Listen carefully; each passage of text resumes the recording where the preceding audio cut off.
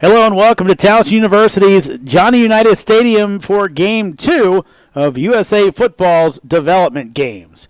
Hey football fans, I'm Jeremy Huber, joined by Emery Hunt and Michael Niebrick. And guys, we saw an interesting game in Game 1, a 14-13 win for the blue team over the white team.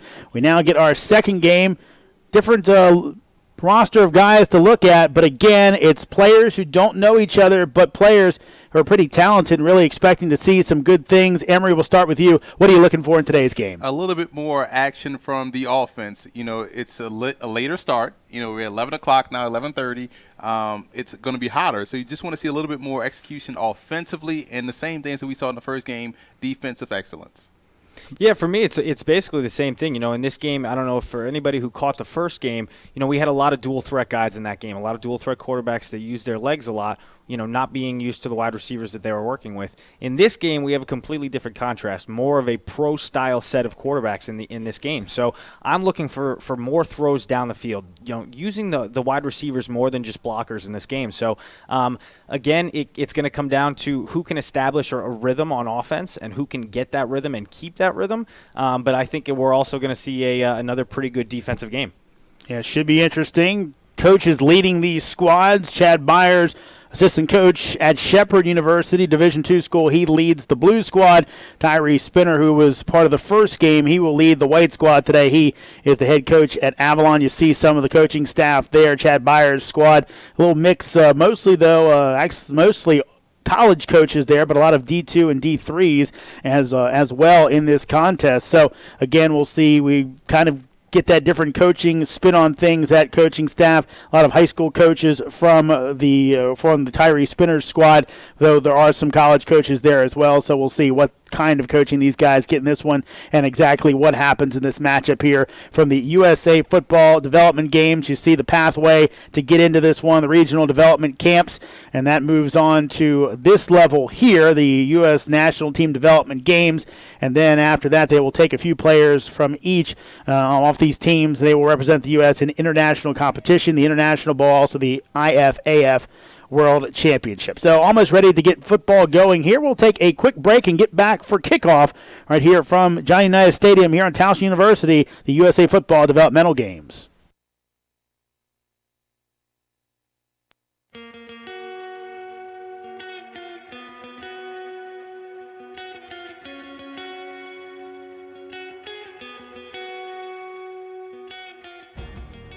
Heads Up Football is the best and in fact the only good way I know of changing the culture. It's really been about creating a safer environment for our kids.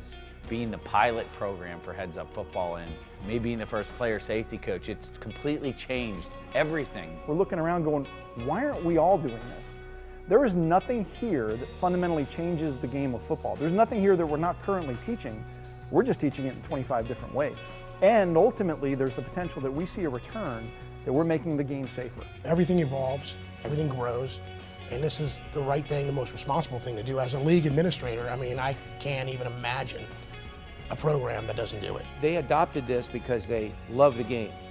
But also, in a couple of years, the youth become high school players. It's an evolving project.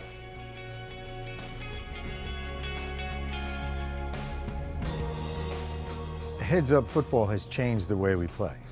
It's changed the way we practice, and it's changed the perception in the moms and dads. We have one consistent match of what we're talking about, how we're teaching our athletes to play the game.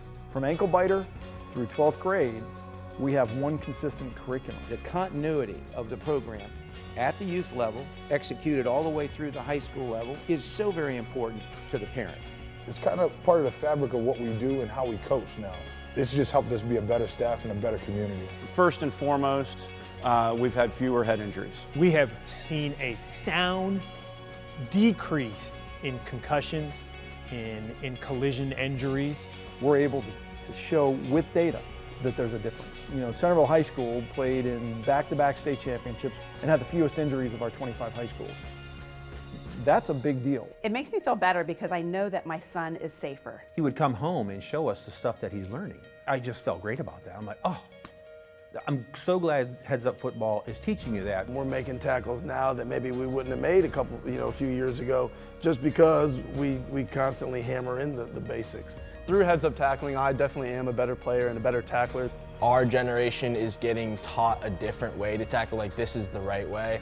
I think that it's starting to really pay off because our numbers, we're up 40 kids, which is huge. Wanting safer football is absolutely the right thing for kids. Do this. Do it yesterday, both from the youth club level and then from the high school levels, because this is only making this a better game, better, safer game.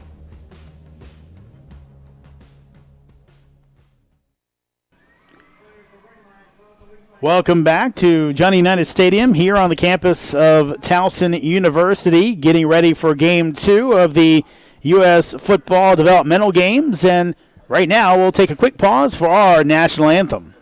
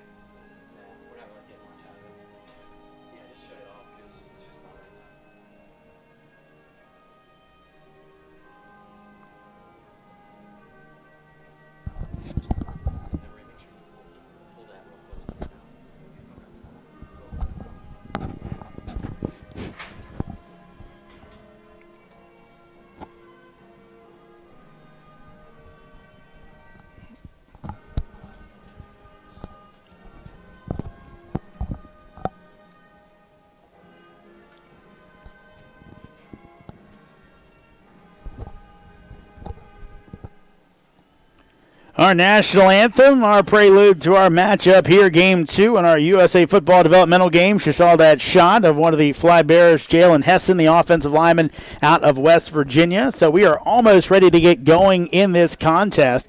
And, of course, the guys gave their thoughts already on what they hope to see in this game. And, again, it's always interesting, guys, I think, when you get a look at these games. We talked about it before, developmental games.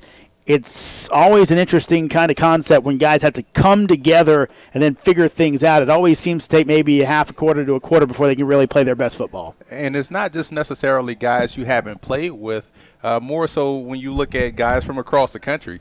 I grew up in New Orleans, so that speed difference from when you're playing with guys from the Midwest or even within your own state, even within that area, you have different portions of the state that have different elements that they bring to the table. So just getting used to maybe someone's speed, someone's strength is just going to be interesting to see how they shake this thing out as the game progresses. Yeah, I think you just made a really great point there, Emery, is the fact that a lot of these kids are from so many different states, and each state has their different, a lot different style of football, whether it be, your wing T offenses, your spread offenses that you see a lot down south. The farther north you go, you're seeing more and more power offensive games.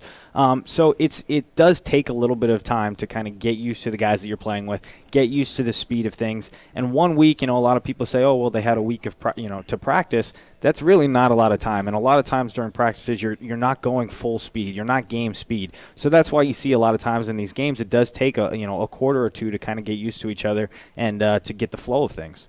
And, of course, as you guys mentioned, these players are spread out all over, really, the eastern seaboard. They usually see some folks from as far west as Wisconsin, but really as far north as Massachusetts, as far south as Florida, everywhere in between, Maryland, D.C., all the different spots. So we, again, will see a completely different set of players coming in and playing one type of football together, and hopefully seeing some guys really put their best foot forward as we get ready for play. You see the coin toss in front of us, and it looks like we have gone ahead and got what we are going to go ahead and get. The football fans, join the conversation. Check out the hashtag #EarnYourStars and follow the U.S. national team on Twitter at USNFT for exclusive content and photos. Again, that's USNFT for exclusive content and photos. So coin toss in the books and almost ready to get going here at Towson because the two sets of captains shake hands, and we will see what we're going to get here. Again, it's always interesting to see how these games play out, and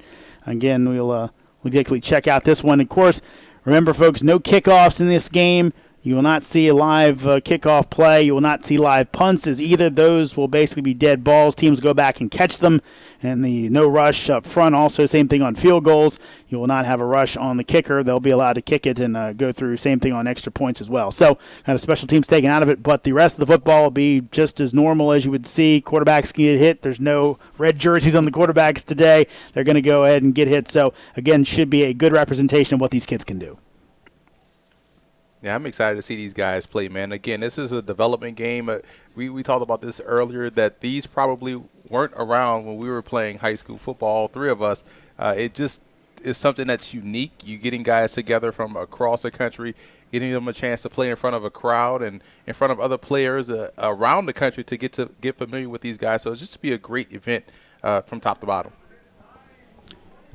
So for Team Blue, under the direction of Chad Byers, assistant coach at Shepherd University, it'll be Jared Wagenhofer leading them out, quarterback out of Delaware. Again, spread offenses like we've seen all day. This handoff will be bounced to the outside. Good pursuit by the defense. Will end up no gain on the play for Christian Eisen, the running back out of New Jersey. Yeah, good job right there on the opening play, stringing this offensive outside run play out, and we've seen this a lot in the first game, how quickly the defenders are able to get to the spot on the perimeter. Could we see the same thing in game 2? Yeah, I think you'll see that it takes a little bit for these running backs and these wide receivers to realize that the guys on the other side of the ball are just as fast as them. So they're going to have to focus more north and south than east and west. Eisen straight up the middle, and he'll have a gain of around 3 or 4 on the play. Sets up a 3rd and 4, and already we're seeing a little more direct, straight-ahead running than we did in those early games. There was a lot of that horizontal going wide. And watching film on Eisen coming into this game, he's a slasher, so he's gonna surprise you guys with a lot of his ability. That pass will be cradled and complete, just enough for the first down, as that one over the middle to Logan Nave, the tight end out of Maryland.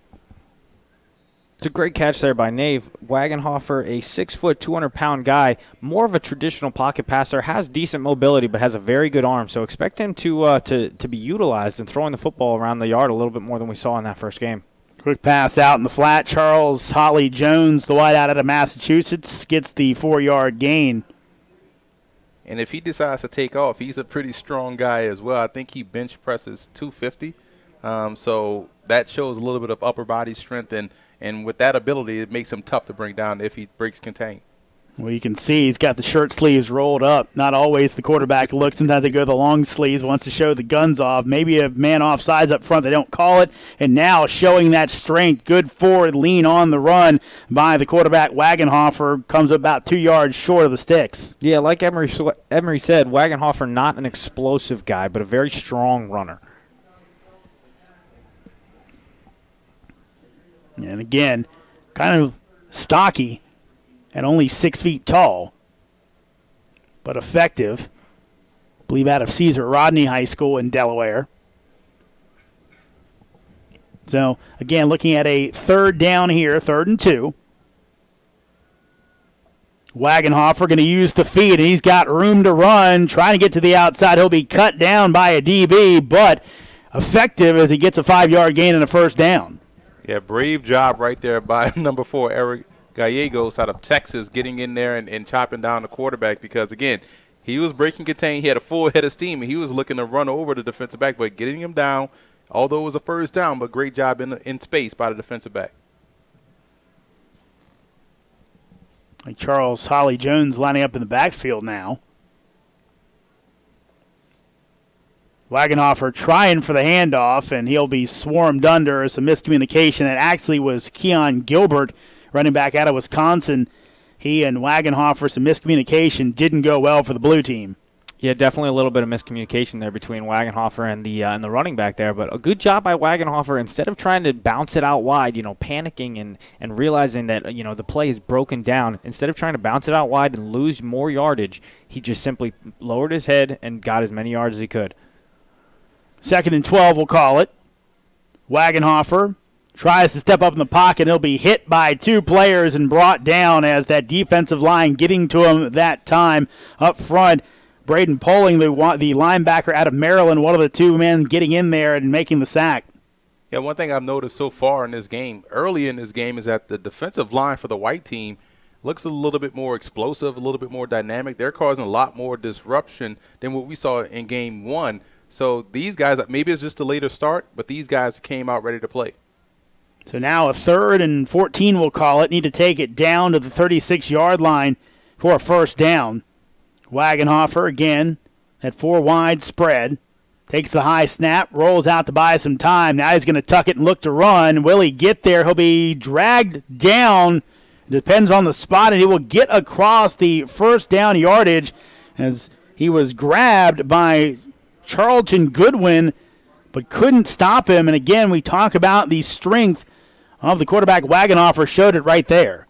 It was a good individual effort by Wagenhofer there, escaping the pocket and picking up what he could, picking up that first down, and lowering his shoulder to make sure that he did get that first down. But I'm looking to see him stay in the pocket a little bit more. He kind of rushed out a little early there. I want to see him stay in the pocket, use his feet to avoid the rush, stay in the pocket, and deliver the ball. Handoff, cut back up the middle, spinning forward. What a run there by Christian Eisen.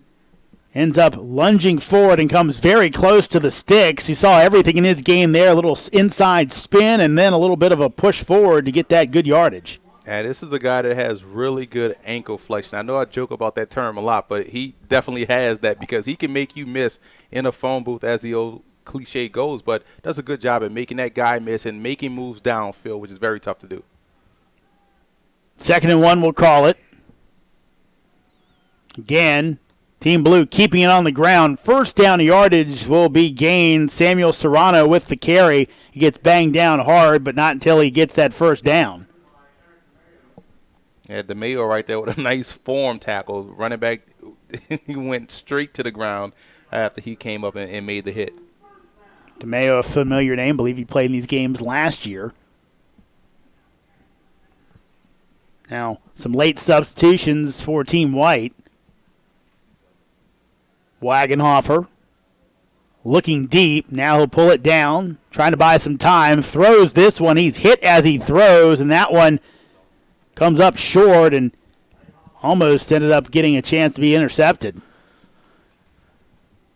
Now, I know that was an incomplete pass, but that was exactly what I want to see Wagenhofer do more throughout this game. He stayed in the pocket. He stepped up. He took a couple of hitches, and then he realized that there was nothing open. The pocket was breaking down, and he started to move. That's what you want to see young quarterbacks do, is step up in the pocket and then escape the pocket. I believe he was trying to throw that ball away, too, before he got hit. So that was, again, just because it wasn't a positive offensive play, it was a positive play for me watching him as a quarterback. Alex Wirtz with the contact there. This will go up the middle and minimal gain there as Jeremiah Daniels, running back out of Georgia, got that carry, and he stopped after a gain of 1. Now, Mike, you were a tremendous quarterback, dual threat guy yourself. If you were in this game, how would you approach this? Because we talked about this in the first game, guys, that we know what they can do as far as running. How would you approach this game from your skill perspective? Well, I think for me personally, when I was in high school, I was very much a runner first, and I had to learn, throughout my junior and senior year to be, what colleges want to see is they want to see you hang in the pocket. They want to see you be able to step up and deliver the football. So in games like this, these developmental games where you're on show, you want to show the college coaches that you're a quarterback first, and then you can make plays with your feet. So that's what these guys need to show is they need to show that they can step up, deliver the football, and then make plays when they have to. Wagenhofer taken down there, believe loses half a yard. So now we will see a kicker come on. Again, these kicks are not live. And again, Jude Bugenhagen is going to do the duties. Did it in the first game. He will do it here as well. I believe for just the Byers blue team, as the white team has their own kicker, Stephen Oscar, on their roster. So we shall see as it moves along. Kick is up. That one is going to be no good. So, came close, but couldn't put it through, and we remain scoreless with 5:05 left to go in the first quarter. And again, a good drive by the blue team ends up fizzling out. Heavy run emphasis right there from the quarterback and also eyes in the running back. But a good drive. They moved the football downfield. They got a couple of first downs, which is what you want to see. Use up some clock. So it was a good drive from that perspective. They didn't pay off. It didn't pay off in points, but still positives nonetheless from the blue team offense.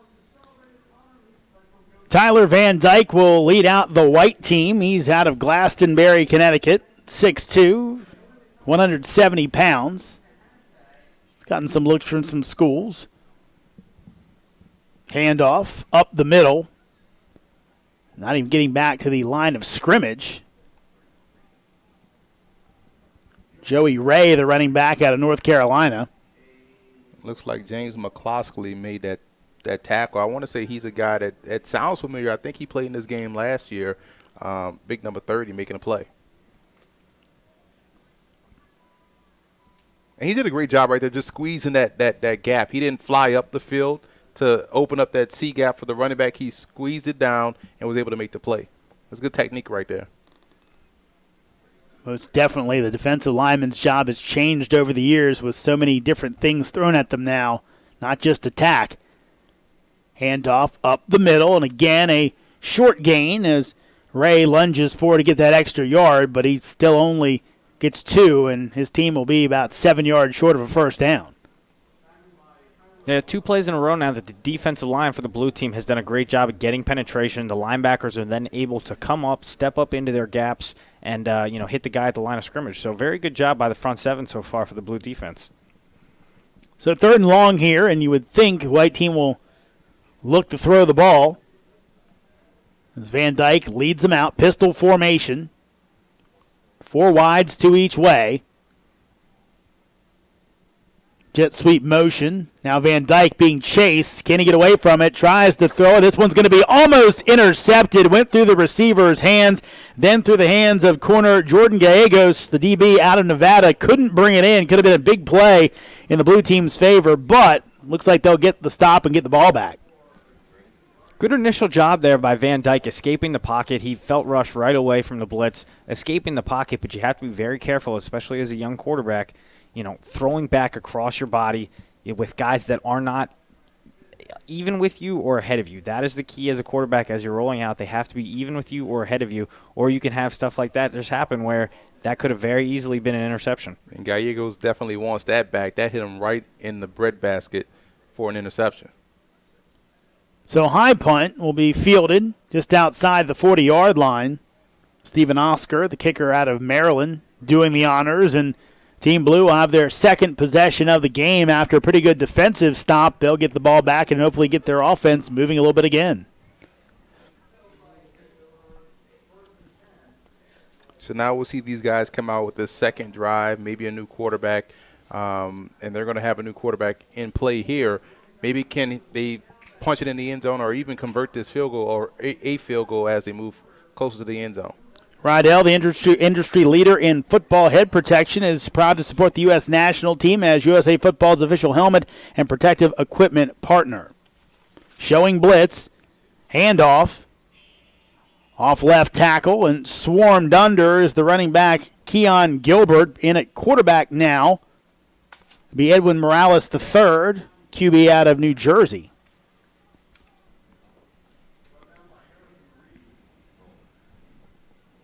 Yeah, just nowhere to go for the running back. I mean, great penetration up front by the defensive line. Just, again, both sides defensive lines, like you mentioned in the first game, Mike, have come ready to play and are ahead of the offense. Yeah, rollout and a nice tackle there is trying to get to the outside. Morales was stopped in his tracks by Terrell Lindsay. Yeah, great open field tackle there. Morales tried to get to that edge, but again, we've seen it in the first game. We're going to see it here in this game. You're not going to be able to get that edge very often. So that was a great job keeping contained and coming up and making a great tackle. And again, as you guys pointed out liberally in the first game, not only you're not getting the edge, but then when you get there, guys are making short tackles. Yeah, the guys have shown a great job at coming up and really making the great form tackles that you really teach as a coach. And that's a testament to the coaching staff here.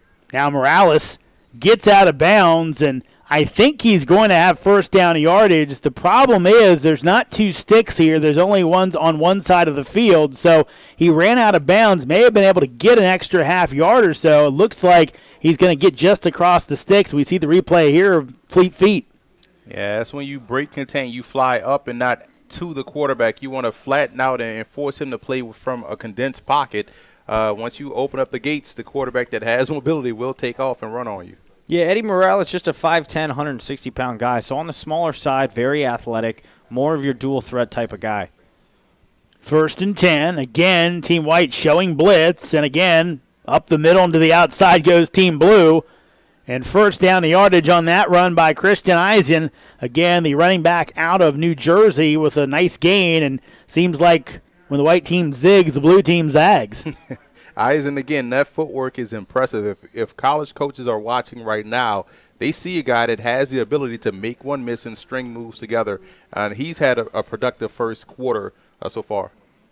Handoff again for Team Blue, keeping it on the ground. This time it'll be Samuel Serrano up the middle for a gain of around 5.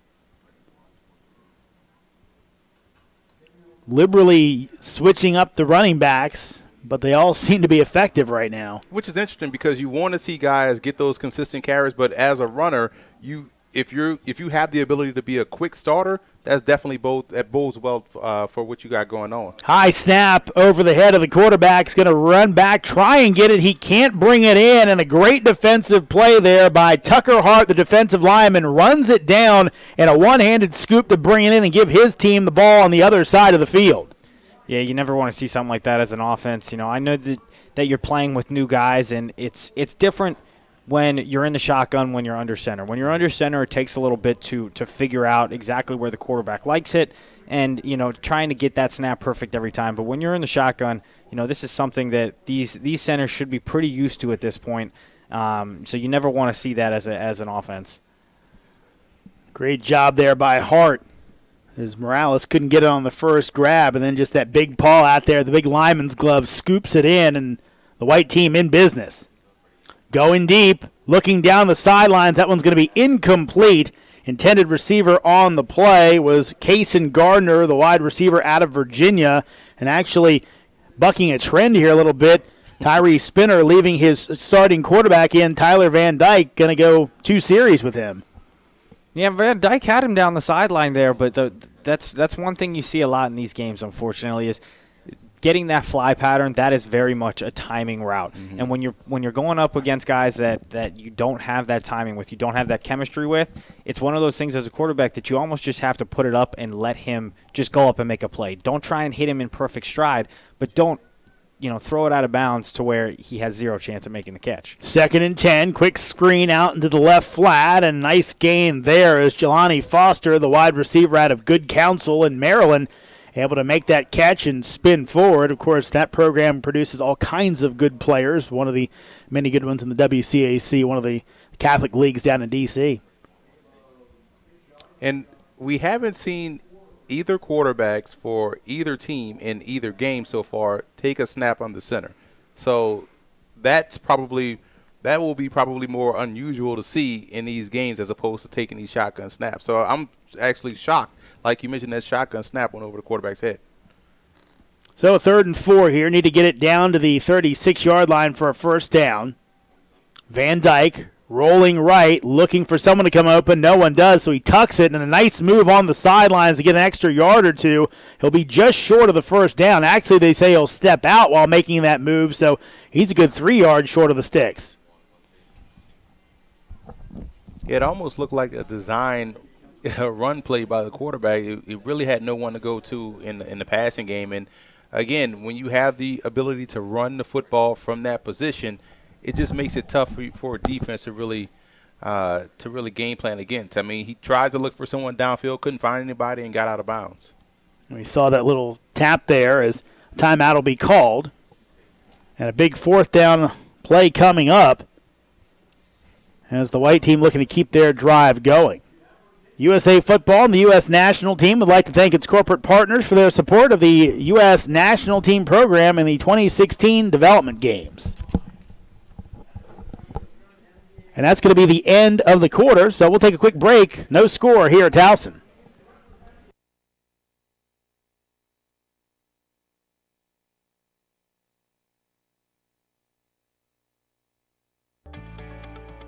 Protect what matters most.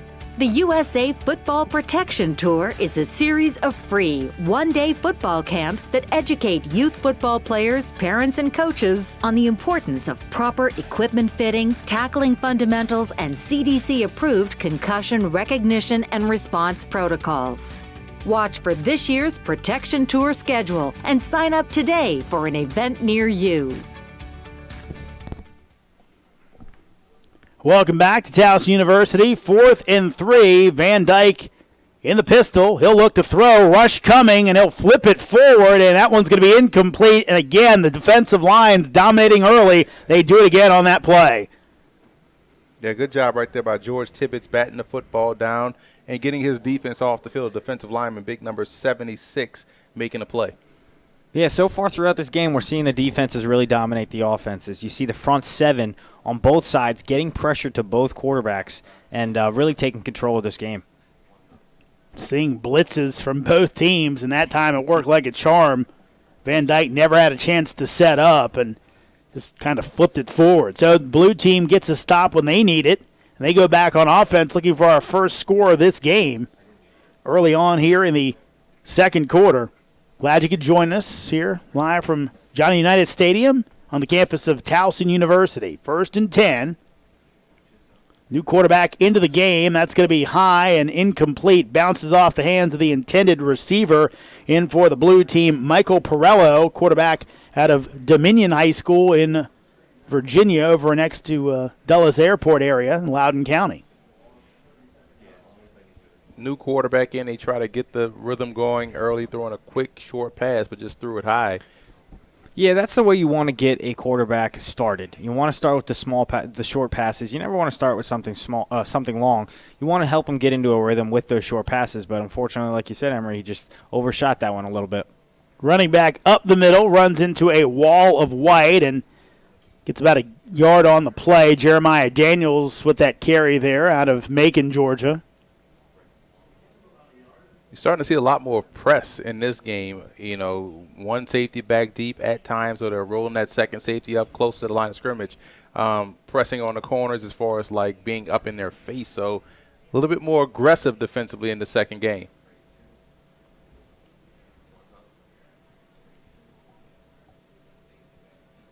So handoff on the little counter up the middle, and that's going to get minimal yardage. So, again, the defense is standing tall early on in this game. Keon Gilbert with carry there, and he stopped after a minimal gain. So, again, we're seeing both defenses kind of stand on their heads early on. Yeah, Emery, I mean, you made a great point there. That was 3 straight plays of the defense running man-to-man cover one defense, and that is ideal defense for stopping the run. And they are basically daring the offensive units to throw the football at them.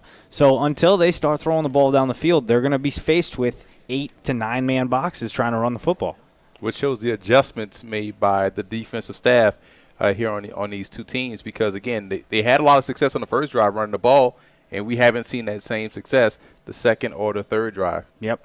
And we see there, first time I believe today we've seen it, where a ball's gotten overhead of a returner and gets that big roll. So the white team, again, punts are not live, but it moves them back inside their own 5-yard line. Maybe a chance here for the blue team defense to score. Siege Sports is proud to be the official uniform partner of the U.S. national team. Follow Siege Sports on Twitter to check out the custom uniforms and apparel they create for high school and college teams nationwide. To learn more, visit SiegeSports.com. Yeah, coaches still want you to fill that punt, man, because, again, that could have saved you 20 yards right there on that roll. So Zach Green, quarterback out of the Chesapeake area in Virginia, now in, gets his first snaps. Handoff. Trying to bounce to the outside is the running back Joshua Sabanda out of New Hampshire. So I think earlier I said the northernmost players we had were Massachusetts. New Hampshire's got them by a little bit.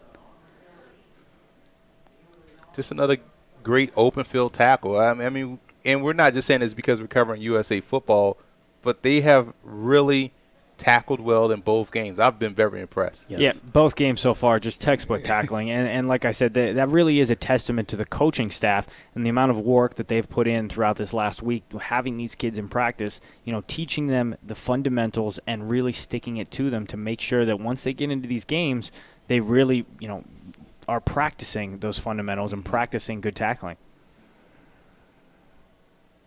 Green takes the shotgun snap.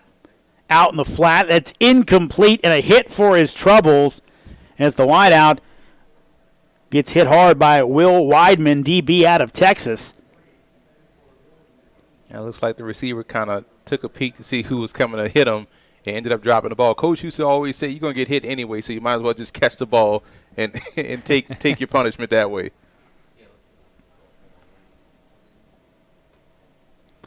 Then even Cameron Wicks, the wide receiver. And again, we're seeing the quarterbacks go over to the sidelines, and now a timeout going to be called as the white team was getting close to delay of game penalty. I think they saw that coming, and Tyree Spinner and his coaching staff going ahead and taking the time out there, trying to avoid that issue. Trust your teeth and smile to Shock Doctor mouth guards, trusted by athletes all over the world. Shock Doctor, the official mouth guard of the U.S. national team. So again, pace a little slower in this game early on. Again, I think part of that is just because of the fact that neither team can really get much going offensively and no rhythm. Yeah, when you can't get a rhythm, you can't get a pace. That's the Right. biggest thing. You got these guys out here that, these defenses are dominating this game so far. We're a couple minutes into the second quarter here, and like we mentioned earlier, both defenses are running a 9-man box, and they are stacking the box and forcing the offenses to throw the football, which they haven't done yet. So until they start throwing the football and developing a little bit of a rhythm, expect this game to go kind of slow, which leans in the defense's favor. And you can't really throw the football short when they're right there close enough to where they can rally up and make a play. So your short passing game is not effective as well. So you have to go a little bit deeper down the field. Zach Green, little pump fake there, tries to get out of the end zone. A flag goes down. This could be a safety if it's a hold in the end zone. He gets the ball back out. But let's see what the referee's ruling is here. He's pointing back at the end zone.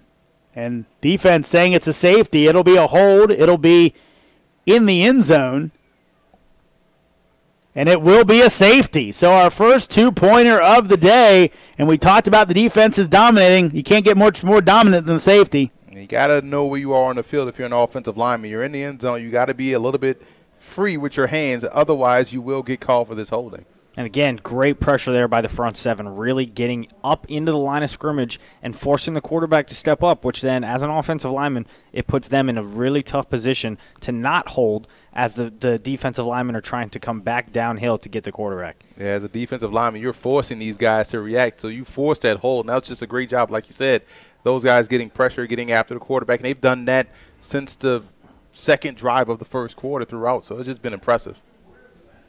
Seeing this blue team really defensively get the job done. White team hasn't been bad either, but now we'll get a chance to add on. And I think the referees at this point, they're trying to figure out exactly where they're going to put the ball. You usually don't see a safety in a game like this, but it looks like they're getting a clarification now, and I think they'll figure out where they're going to start, and that's where the blue team will start, but kind of looking for that double score. That's the beauty of a safety, is the fact that you can get two scores back-to-back and really can kind of make it a two-touchdown, a two-score game. And defensively, the blue team is doing something creative. It's almost like an inverted cover, too. They're pressing up front with bigger defensive backs, and they're passing guys off to the corners who are now set up as safety. So I'm pretty sure Mike sees a guy at safety pressing up front. Okay, I'm about to go deep. But then you see them pass off the corners, and now you're holding the football just a little bit longer. Yeah, it makes it really hard to throw the ball down the field on the sidelines. Mm-hmm. But what that defense exposes a lot is the middle of the field. If you can get somebody to get off their guy in that press coverage, because you got both your slot guys are pressed up tight, if they can get loose, there's nobody left in the middle of the field. So it'll be interesting to see if the white offense sees that and can then take advantage of it. Well, let's see what Jared Wagenhofer can do. He's back in the game. Michael Perello took the last snaps on the last drive. Now he will go deep. He's got a man, but incomplete as he was looking for Roger Holcomb III, the wide receiver out of Towson, Maryland, so kind of playing a home game here, but Holcomb just too far out in front of him to make the catch. Yeah, Wagenhofer had him down the sideline. It looked like more of a skinny post route, but he just didn't put quite enough air on that ball to get him down there. And to your point, he beat him quick off the line of scrimmage and was open instantly, and Wagenhofer had to wait till he turned around to where he can get rid of the football. But that was your big play. That was your chance to go up at least 9 points. Holcomb, a member of the U.S. under-17 national team last year. Handoff up the middle. Decent yardage. Give him about 4 or 5 on the play. But it'll still bring up a 3rd and long here. Christian Eisen again with the carry. And sacrificing ankles in the process. I mean, he broke down the defensive lineman right there at the line of scrimmage. You had a good chance to tackle him, to bring him to the ground, but he made him miss.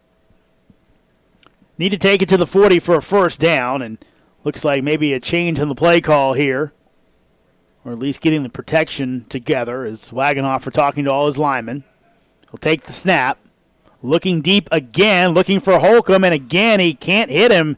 Just a step or two out in front, and Holcomb couldn't track it down, and 2 deep shots taken, but neither one connects. Yeah, Wagenhofer he needs to find that touch. Right now he's got guys open downfield, and I know we've been stressing how great the defense has been playing, but right now it comes down to the wide receivers. In a defense like this where they're being pressed, it's going to come down to them and them getting off of that press. This is two plays now that they did their job. They got open. Wagenhofer now has to put the ball out there and let them catch the ball. You'll get a few more shots, and you see that shot of Wagenhofer kind of in that crouch there. Probably knows it could add a touchdown on those 2 plays. But good quarterback. He'll get another shot at it, and we'll see if he doesn't hit it next time he gets down. Again, this is going to get over the head of the returner and all the way down. He's going to let it roll and actually will end up in the end zone. So the white team catches a break as the return man, Terrell Lindsay, came up. And I don't know if he lost it in the sun at some point or whether what happened, but just kind of stopped, didn't reach up and get it, and catches a break as it rolled all the way into the end zone. Yeah, you got to get on that ball and recover it. Now they'll bring it out to the 20, but, I mean, the football is shaped weird to where you don't know where it's going to stop, so it's going to constantly roll weird. Now, if this was Canada, that'd be a rouge, 1-point single right there for the blue team. Of course, the U.S. national team takes on Canada in their matchup down at Cowboy Stadium. I guess AT&T Stadium technically now, but so the white team catches that break. Let's see what they can do with it. Coming out, quarterback Zach Green again. So the white team seems like they're going with 2 series per quarterback. The blue team switching off every time they get the ball. Let's see what they can do. Again, good pressure by the blue team. This one across the field and incomplete as tried to throw across his body and couldn't catch up with Case and Gardner. Yeah, very dangerous play there by Van Dyke. Throwing across your body is never a good idea. You as you're rolling to the right like he was, you see the guy sitting there wide open in the middle of the field, and you really want to you want to pull that trigger thinking he's wide open, but what you don't realize is the defense is pursuing you coming across the field, and that's a lot of times where you see an interception happen, and then it turns into a touchdown for the defense because all the pursuit is now it's ran past the guy who caught the football. Mm-hmm. Smoke and mirrors, man. Yeah. 2nd and 10 here for Team White. Zach Green has the 3 receivers below him, and he'll go ahead and hand that ball off. Actually, not a bad play for Green to keep his head and pick that one up off the ground and get the handoff off for about a 3-yard gain. And just a great job defensively. I want to say that was Dominic Spano out of New Jersey. And the reason why that was impressive was the fact that he utilized his hands. Now, the offensive lineman is probably under the illusion that he has his guy blocked. But when you're able to play with your hands, you're in a position of control. He was able to get off that block and make the play for a minimal gain. Joey Ray with the carry. So 3rd and 7 here. 2-0 score. Team Blue got a safety. Down at this end of the field, that's all we've had so far. We just go under 7.5 minutes to go in the second quarter. Throw almost intercepted as again Team Blue is all over the passing game for Team White. Will Weidman, again, Johnny on the spot looking for the pick, couldn't bring it in, but another stop for the blue team. That was a great job by Weidman breaking on that football. He was actually assigned to the outside receiver, but it was a mirrored concept route, 2 out routes, and basically all he did was he was reading the quarterback, and as soon as he saw that ball thrown, he jumped it. Almost a pick 6 for him, but a great play by Weidman. He would have waltzed into the end zone. There was no one in front of him, and he caught that in stride, boy. But that was a great job right there. Like you said, they tried to influence him with those 2 mirrored routes, but he stayed true to his assignment and made a play.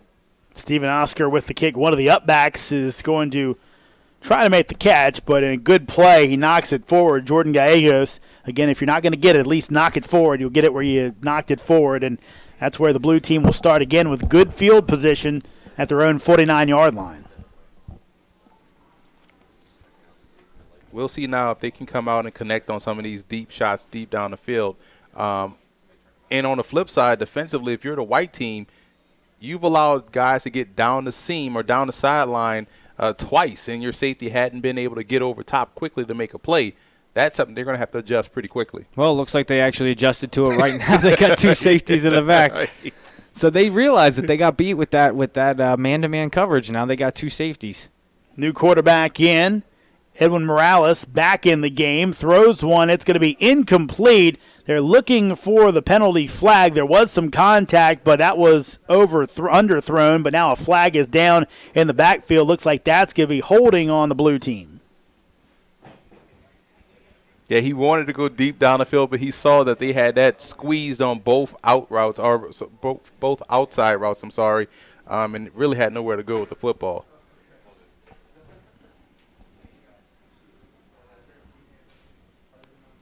So they will call the hold and move it back 10 yards. So they'll place it down at the 39-yard line. So it'll be a 1st and 20 for the blue team. And the way we've seen in the first game, the way we saw some chunk plays, this wouldn't be that big of a deal, but the way this one's gone so far, really yardage at a premium. Now gets by one rusher, flag goes down the backfield, looks like it might be a face mask, and still on his feet and getting out of bounds is Edwin Morales, the third, and he'll be close to the sticks, but they may tack on the face mask on the back end of it. And you saw them walk that defender down toward the snap and was able to come off the edge with the pressure. So they'll say personal foul, face mask. I don't think we'll see it on the replay here, guys. Yeah, he got him right in the face right there. And a little Vernon Adams-like with that 3 and making guys miss. So good job right there of evading the pressure. They had that blitz coming free off the edge. It was up to him to make that guy miss. Yeah, that was one of those plays where he had one option, and that was to escape outside. So he did a great job there, feeling the pressure coming from his backside, escaping out and getting what he could, and a great job by Eddie Morales there, picking up the amount of yards that he did. So we get the chunk play we were looking for, and the blue team in business. Ball marked at the 30-yard line after the long run by Morales and the face mask. Morales going to keep again, trying to get to the outside. This time not as successful. Runs into 3 defenders, and he'll be banged down at the line of scrimmage. College coaches and pro coaches have to be watching this and wondering, why can't I get my guys to play with this much, this good of perimeter defense out there? Because, again, they're stringing out these outside runs. They're making tackles in space, and it's textbook each and every time. No one has slipped up outside as opposed to, what we've seen in the bigger levels. Morales back to throw. Try to get out of the pocket. He'll be brought down. A sack on the play as defensive lineman Tucker Hart kind of one-handed Morales down and brings him back for a big loss. Yeah, that play by Morales, what he wanted to do there, step up into the pocket. He got a little too antsy. He stayed back, and he tried to escape out instead of stepping up. He has a pocket in front. His front 3 linemen had a beautiful barrier right in front for him to step up to and deliver the football. Instead, he tried to string it out wide, and he got taken down. Hart makes the big play. 10-yard loss. Now a 3rd and 20. Morales again pressuring his face, sets up the screen, and gets it out there. But again, good pursuit by the white team as Christian Eisen brought down after a gain of 1. And again, the defense is stepping up when expected. Yeah, first guy slows you down. Second guy makes a tackle. That's just great team defense right there by the white squad. The biggest thing that's impressing me so far watching these two games is not only the pursuit by individuals, but when a guy gets tackled, it's not one guy making a tackle. It's 4, 5, 6 jerseys around the ball carrier. And that is extremely impressive for a bunch of young kids playing together in a game for the first time. This punt, an angled kick, but it's going to get into the end zone again. So not a lot of field position gained by the blue team there as they tried for the coffin corner, couldn't get it, and the white team will get it on the 20-yard line. I mean, the way the blue team is playing, they may feel as though they have enough points to win. They're sitting here defensively, they're getting off the field, they're making plays. They nearly picked off 2 passes. They are playing great defense at every level. But again, with just the 2 points, the white team can get one big play and take the lead over. But again, as we said, it's defenses have been ruling this one. And I think the biggest thing we've seen so far in both offenses is early on, both defenses were running a man-to-man cover one defense, and the blue team exposed the white team's defense a little bit by hitting some shots, or at least having some shots open downfield. The white team has yet to take a shot and has yet to get that opportunity. So, for the blue team's defense, they're just going to stick with what's working until the white team beats them. Cody Baker with that carry gets back to the line of scrimmage and no more. Also, new quarterback into the game, Ashton Scott, QB out of New York.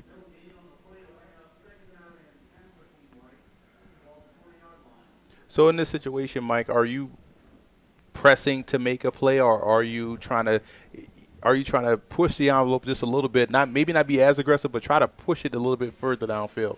I think for me personally, you want to try and attack downfield a little bit more. As a quarterback and a guy who loves to throw the ball down the field, now I'm starting to get a little bit antsy with the lack of play calls that have gone that way. So as a quarterback, it's tough to sit there and go, okay, stick with the game plan, stick with what the coach is calling, when in the back of your mind you're just going, okay, let's take shots. Let's just let's get this thing going. So it's definitely tough for the quarterbacks to do, but it's also something that, they haven't had very much success doing what they're doing. So they're going to have to change something up here pretty soon. Felix McCorkle made that grab there, but was behind the line of scrimmage. Almost better off if he let it hit the ground. So now 3rd and 12, have to get it out to the 30-yard line.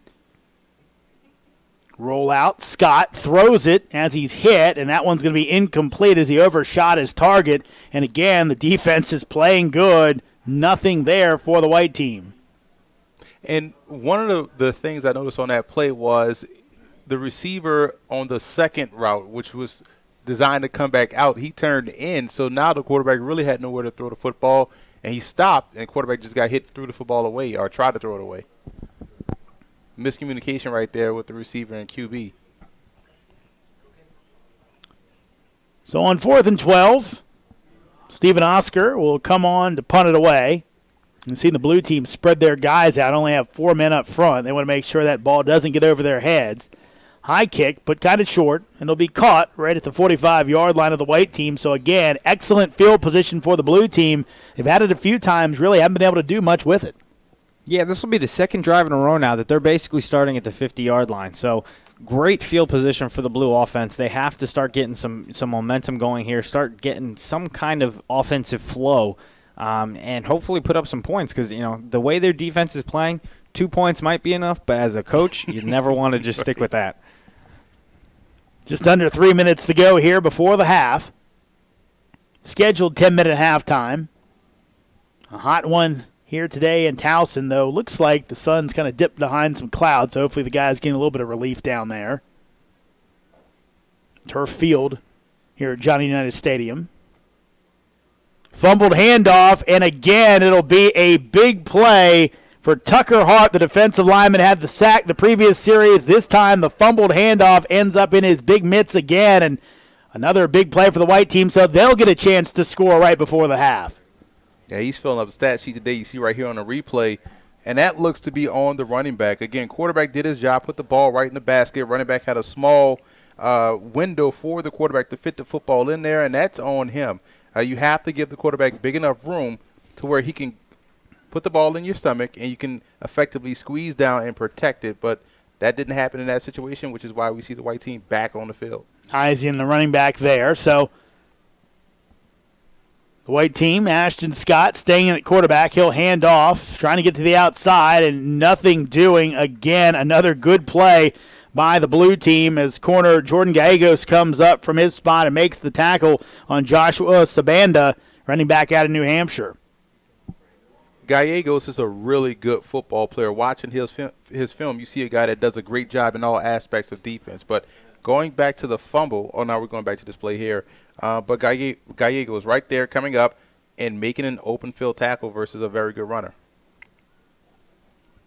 So that'll be a 3-yard loss. Takes the ball back to the 44, the white team.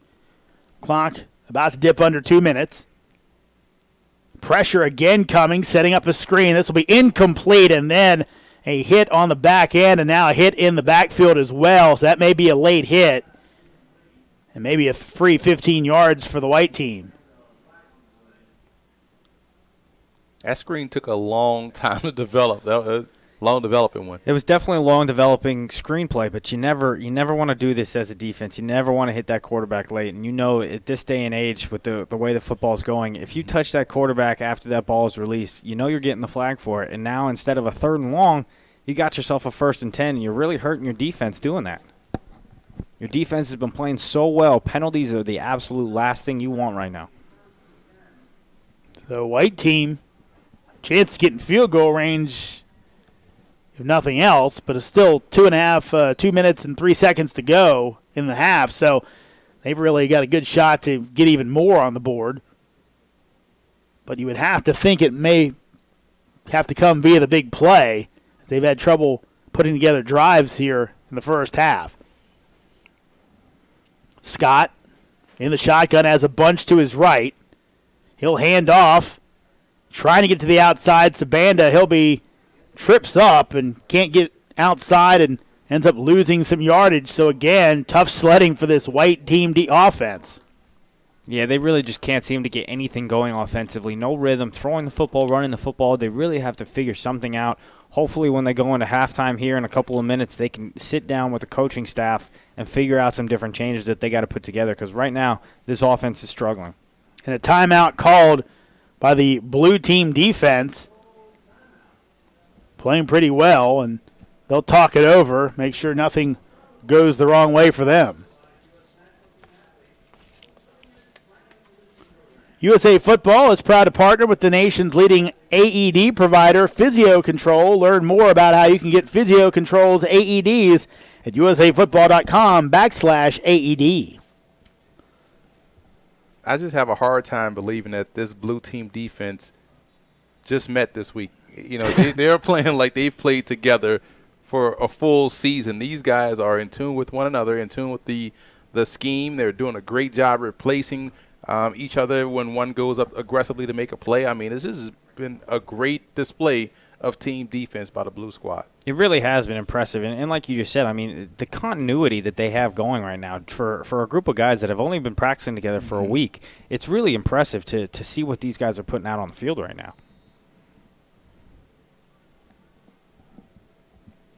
So Scott fakes the handoff. Now try to step up in the pocket. He'll be hit and fumbles.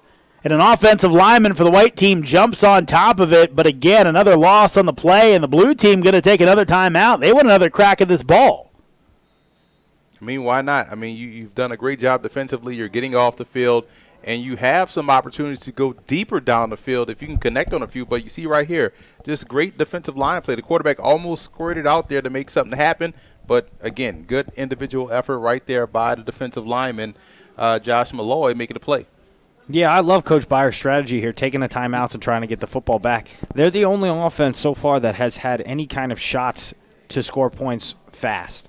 And they've had 2 shots that they missed going down the sideline, but they're there. So as a coach, you see, okay, we have the ability, we have the plays, we know what's working, we just need to execute. And he has all the confidence in his world right now in his defense to where if something happens, they can go back out there and get the shutdown.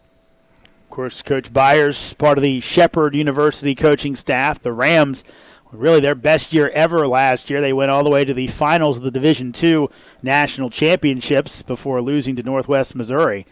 So, again, lots of good things over in Shepherdstown. Actually, probably about an hour and a half away from here in Towson.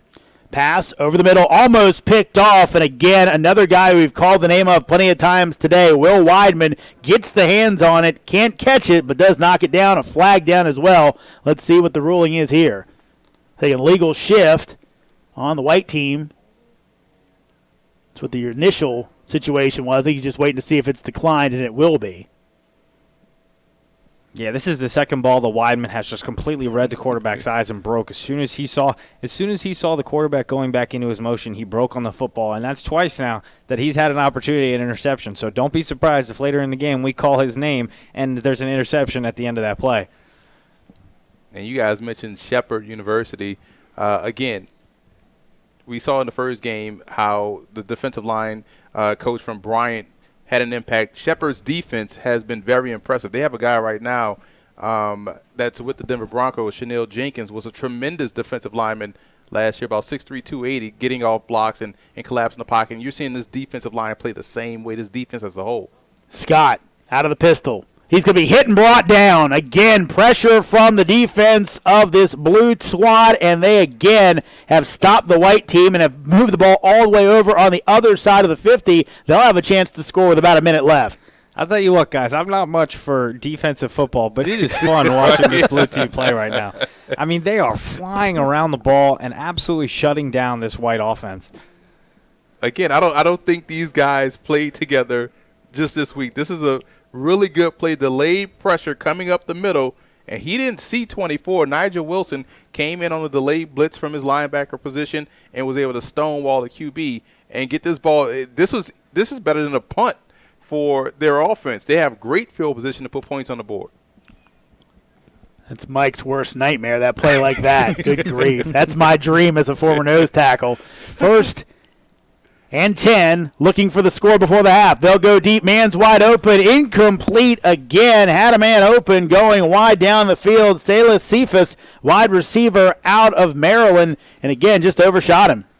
I hate to say it, but that's Wagenhofer again. Right. You know, he needs to put some more air on the football. That's 3 balls in a row now that he has just tried to drive down the field. And when you're not throwing to guys that you're used to, you can't try and drive it down the field because you're not used to their speed. You're not used to where they're going to be. You have to let the ball have some air under it. And if it has to, let him go up and jump to make the play. Right. But 100% of balls are incomplete when they're overthrown. So he's got to figure his touch issue out right now. Wagenhofer trying to keep the play alive. He'll break contain. Throws this one out of bounds. Again, just didn't really have anything there and didn't want to throw a pick. Has some more downs to play with, but he'll bring up a 3rd and 10. And you like Coach Byers' aggressiveness, coming off a big defensive play. Let's take that shot deep down the field. That's what you want to do. You hopefully wonder if they're going to eventually hit on one of these big plays deep downfield, because each and every time the guy has been open. He has had maybe a step or even 2 on the defender, and it's been busted coverages, but you got to connect on those passes. Speedy Roger Holcomb into the game now. Of course, he was overthrown twice.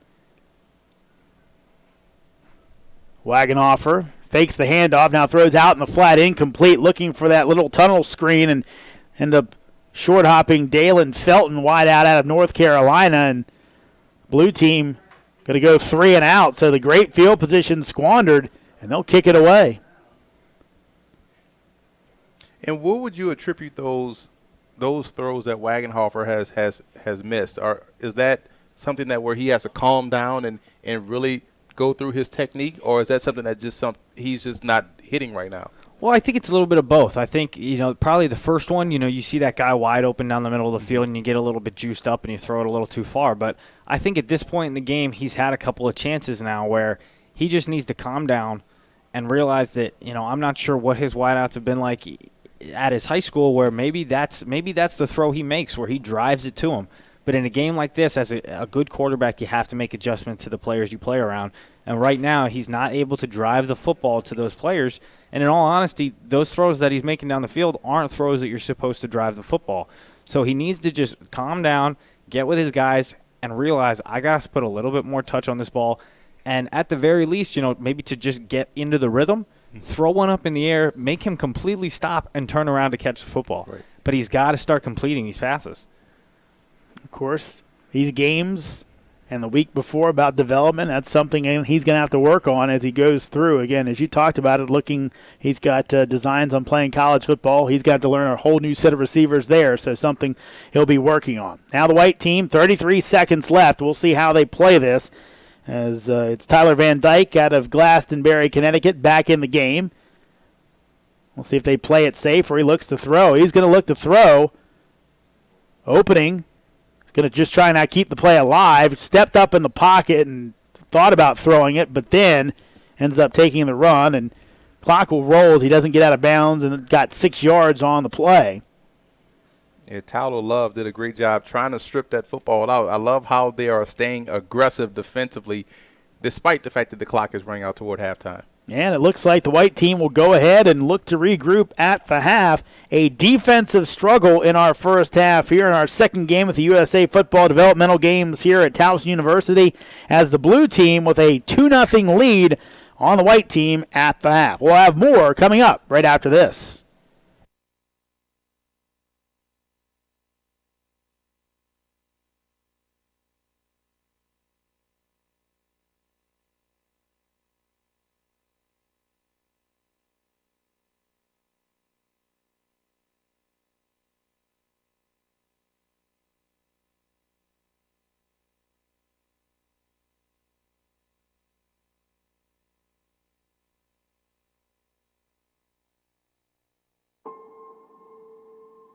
The icon of the game.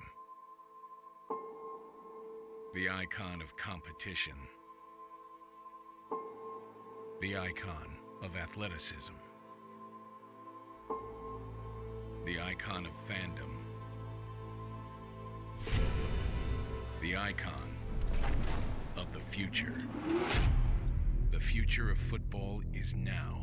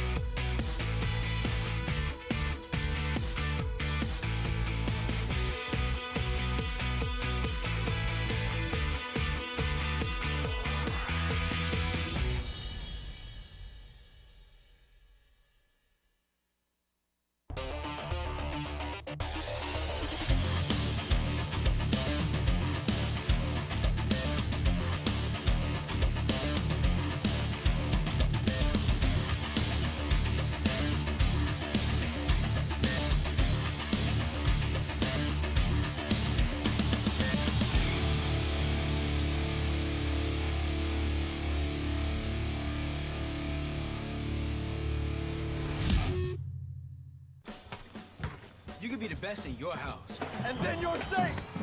Then get all the love. You could be the best in this house. You could be faster than the fastest.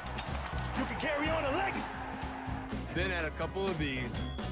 And then make everyone want to be like you. And you can stop there, but you won't, because you're not done yet. For the athletes moving the game forward, Gatorade's creating the fuel to do the same. Fueling today, fueling the future.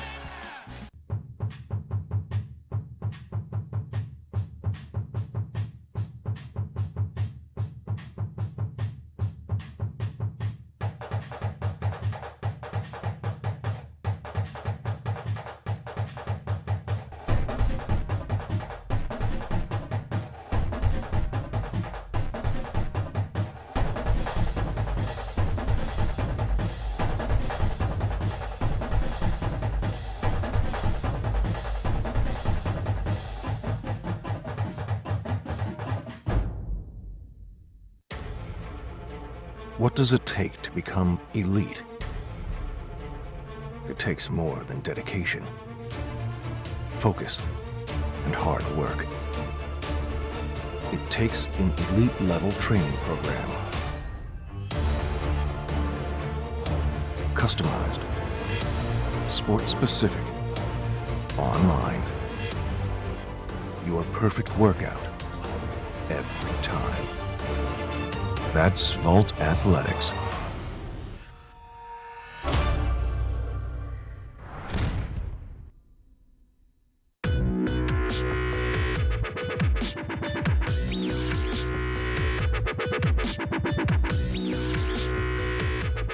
So it's saying this is sports performance, whether we're talking about Olympic athletes or middle school and high school athletes, the foundation is the same. We want to remove dysfunction and then build upon their sport-specific movements to allow them to function at a very high level on and off the field.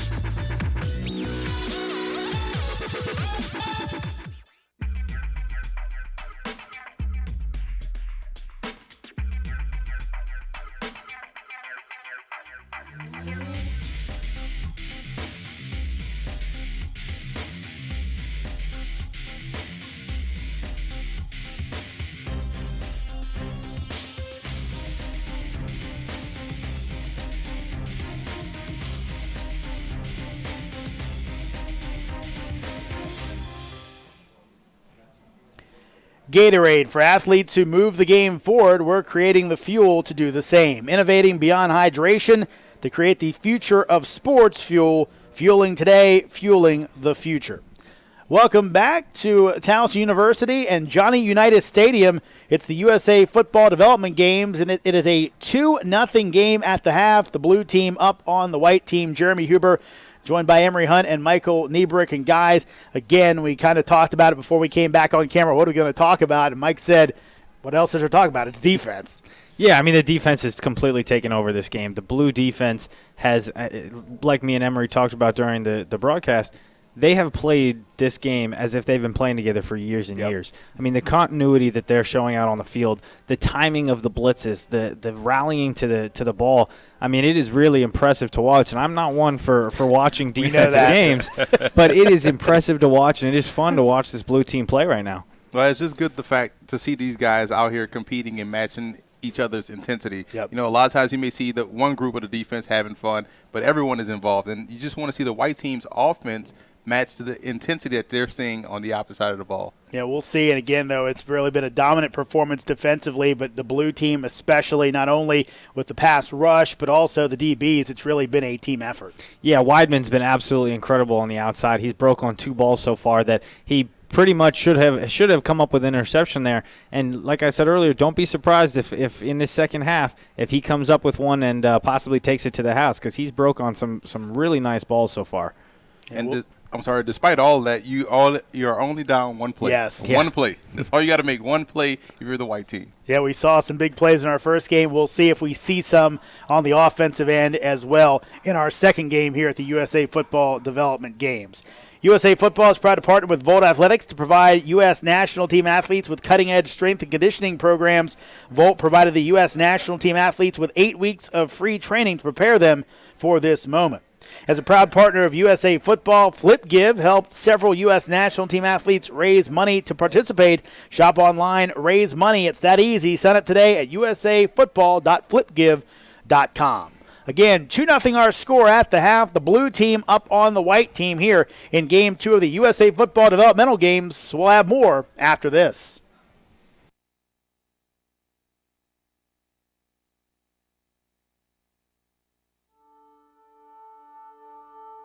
We see the leaves turn and know it's time. A rite of passage with the field as a classroom and hash marks as guidelines. We see teammates becoming friends, friends becoming brothers. We see moms and dads standing taller as their kids dig deeper. We hear laughter and lectures, pads popping, praises sung through a face mask, echoing over proving grounds, where character grows stronger lessons last a lifetime. But we also feel the power of teamwork and the magic of mutual goals. We feel the emotions of triumph and loss, the development and growth of team. And that's why we do what we must to certify coaches are trained, to verify safety measures are taken, testify about the values of the game, to strive relentlessly to satisfy every player and coach's desire to be better. We are caretakers of playing fields that yield enriched lives, teachers and protectors of an American tradition. It is a responsibility we all take seriously, a challenge we all must embrace. Because we are forever football.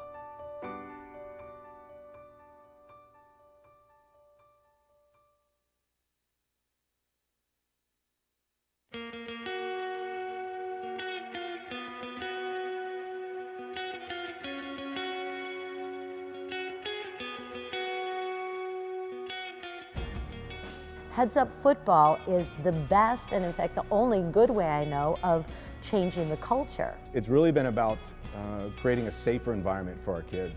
Being the pilot program for Heads Up Football and me being the first player safety coach, it's completely changed everything. We're looking around going, why aren't we all doing this? There is nothing here that fundamentally changes the game of football. There's nothing here that we're not currently teaching. We're just teaching it in 25 different ways. And ultimately, there's the potential that we see a return, that we're making the game safer. Everything evolves, everything grows, and this is the right thing, the most responsible thing to do. As a league administrator, I mean, I can't even imagine a program that doesn't do it. They adopted this because they love the game. But also, in a couple of years, the youth become high school players. It's an evolving project.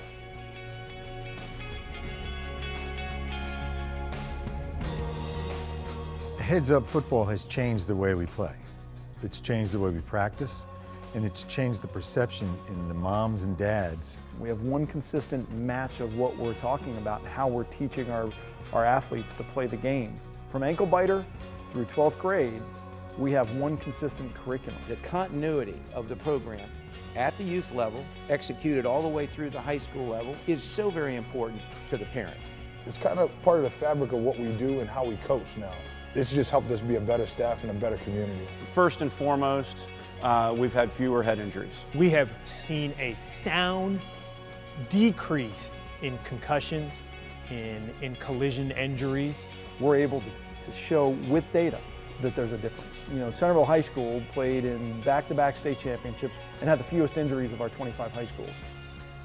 That's a big deal. It makes me feel better because I know that my son is safer. He would come home and show us the stuff that he's learning. I just felt great about that. I'm like, oh, I'm so glad Heads Up Football is teaching you that. We're making tackles now that maybe we wouldn't have made a few years ago, just because we constantly hammer in the basics. Through Heads Up Tackling, I definitely am a better player and a better tackler. Our generation is getting taught a different way to tackle, like this is the right way. I think that it's starting to really pay off because our numbers, we're up 40 kids, which is huge. Wanting safer football is absolutely the right thing for kids. Do this. Do it yesterday, both from the youth club level and then from the high school levels, because this is only making this a better game, better, safer game.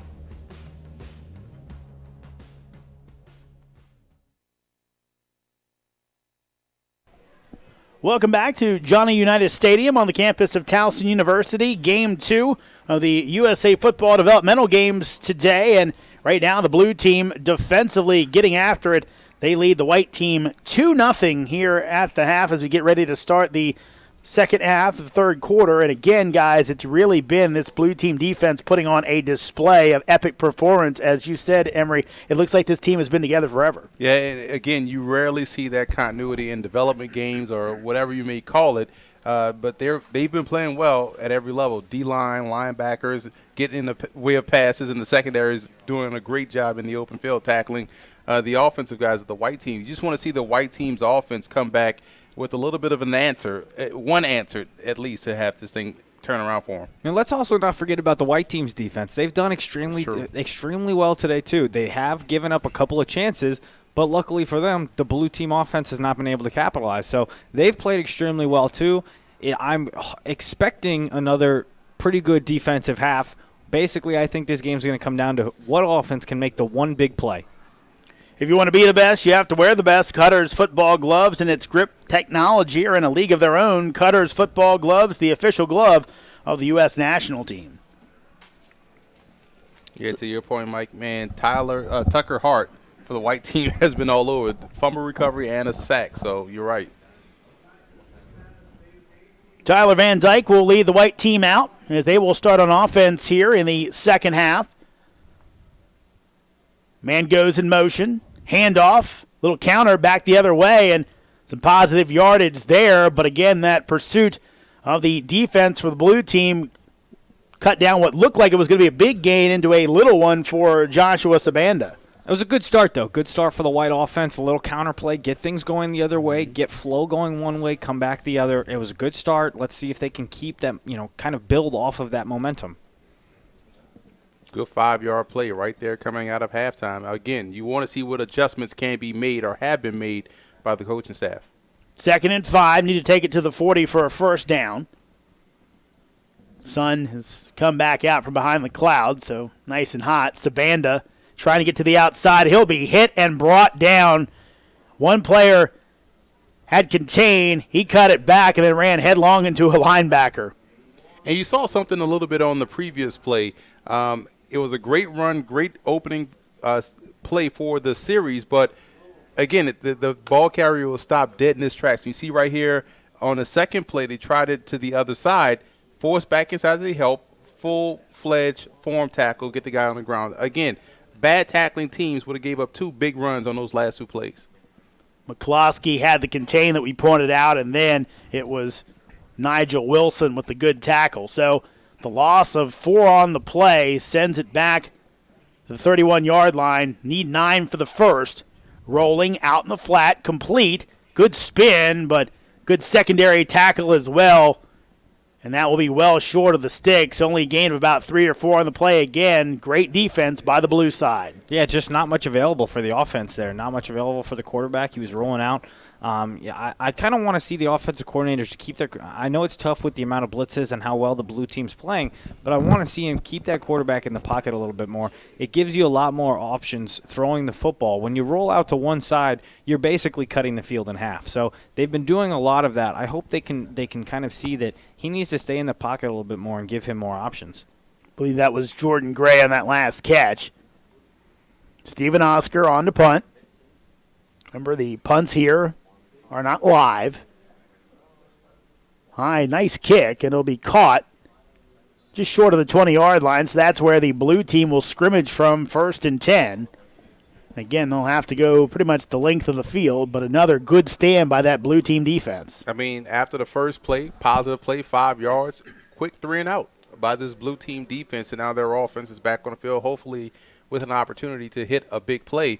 But to your point, Mike, running to the short side of the field, I hated that as a runner when we ran the option to the short side of the field, and you're the pitch guy, you really have no chance to make anything happen. So not only to the roll to the short side, but to throw a short pass to the short side is tough for a QB. Yeah, it just shrinks the entire field down, and you're really not giving your players the chance to succeed in those plays. If you're going for short yardage, that's fine, but 3rd and 10, it just cuts the field down too much.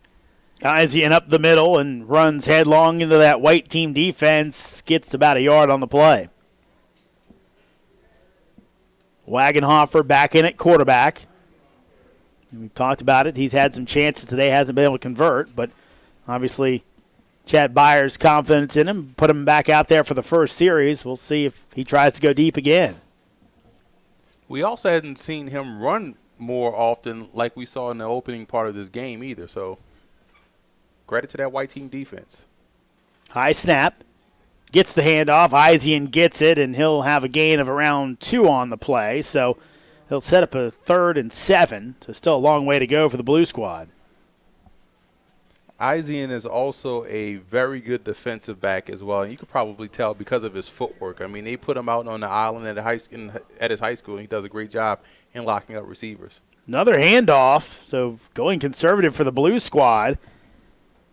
And bottled up well short of the first down, number 28, Samuel Serrano. So let's see, maybe Coach Byers, no, he's going to send the punting unit out. So tried to run it 3 times and not there. Now, Emery, I want to ask you, just coming from a running back's perspective, both defensive had done such a good job containing the running backs. How, as a running back, do you keep it in your mind, to keep pushing forward? Does it affect your mentality at all, just getting stuffed at the line of scrimmage every single time you touch the ball? It can get frustrating because you're trying to figure out a way where you can be successful, and you have that playmaker mentality where I need to make a play. They put the ball in my hands. I need to make something happen with it. So, but the only thing you can do is trust the scheme, trust the blocking, and then allow yourself just to get to the second level. You can get past that first wave, then that's when your individual skill takes place. So you just got to stay calm, stay within the game plan, stay within the structure of the offense, and then something will eventually happen for you. That punt takes the white team bounce and back across the 50-yard line, landed on the other side of it. So, again, some good field position here for the white team in the battle of punts. Let's see if they can take advantage. Who makes the first big play in this game offensively could have a clear shot to winning this one. I mean, both defenses have played outstanding. Yeah, I think that's what's going to determine who wins this game is what defense makes the first mistake and what offense can capitalize on that mistake. Mm-hmm. Tyler Van Dyke out of the shotgun, has 3 receivers to his left, throws one over the middle and incomplete, looking to set up the screen to Joey Ray. And right now, we talked about it, not a lot of rhythm out there for either one of these teams, and it's kind of showing up in the play. Yeah, screen pass is always a good play to try and get a rhythm going, but it's also one of those plays that if you have an incompletion or it doesn't work, now you're behind in the sticks, 2nd and 10, and now basically you have to pick up big yardage here in this second down play, or you're coming up with a third and long that they have not been successful at all on today. So it's a good play to get a rhythm going if it works. Right. I mean, they say you eat an elephant one bite at a time, and with this elephant called the blue team defense, you have to just chip away. Short passes eventually lead to big plays. So I get it, but when it doesn't work, like you said, it looks bad. Van Dyke takes the shotgun snap, incomplete, looking for the slant pattern, and that one behind his intended receiver, Kaysen Gardner. So again, just tough for the white team right now. They try the screen, they try the pass, it's just not working for them. They got to find something going on the offensive end. This could be a battle of punts. Yeah, I did like that play call, though. They're running a lot of man-to-man defense, and a slant is a perfect route to beat that man-to-man. There was an off-coverage man. He beat him on the inside. Van Dyke has to put it out in front of him, and if he catches the ball on the run in a man-to-man defense, he's going to be running for a while. So I do like that play call, but these offenses need to start executing when they have opportunities there. 7:31 left to go in the third quarter. Looking for our first touchdown of the game. 2-0 lead for the Blue Squad. Van Dyke looking to his left. He'll be hit again, and 3 or 4 defenders pile on top. Again, this blue team defense putting on a clinic in this matchup. Yeah, you won't have a lot of time back there to make something happen against this defense. And I think they ran a sluggo on the outside. But initially they had the play. Again, it was the same play. 2 slants coming in. The outside receiver ran the slant and go.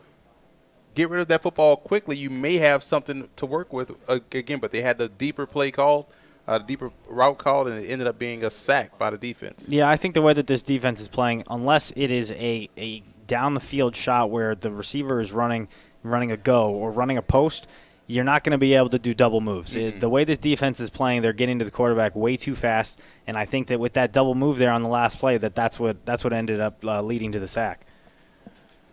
Right there, a little miscommunication. No one called that ball, and instead of really catching up around the 20, ball goes back to the 8-yard line. So maybe at this point the most valuable player for the white team might be their kicker, Steven Oscar, who's got some punts off, and some miscommunications have kind of flipped the field and put the white team in good position to keep this thing where it is at 2-0. Looks like Edwin Morales will be checking in at quarterback, so we'll see if they'll go deep down the field. To your point you made early in the game, Mike, they haven't really gone downfield with Morales at QB. He's more of the running threat, but we'll see if they get that opportunity on this drive. Morales again in the shotgun. White team showing blitz. He'll look to break contain. He'll just tuck it under and run and try and get out of bounds and avoid the hit. Good play by Morales as he's going to get just past the sticks for a gain of 12.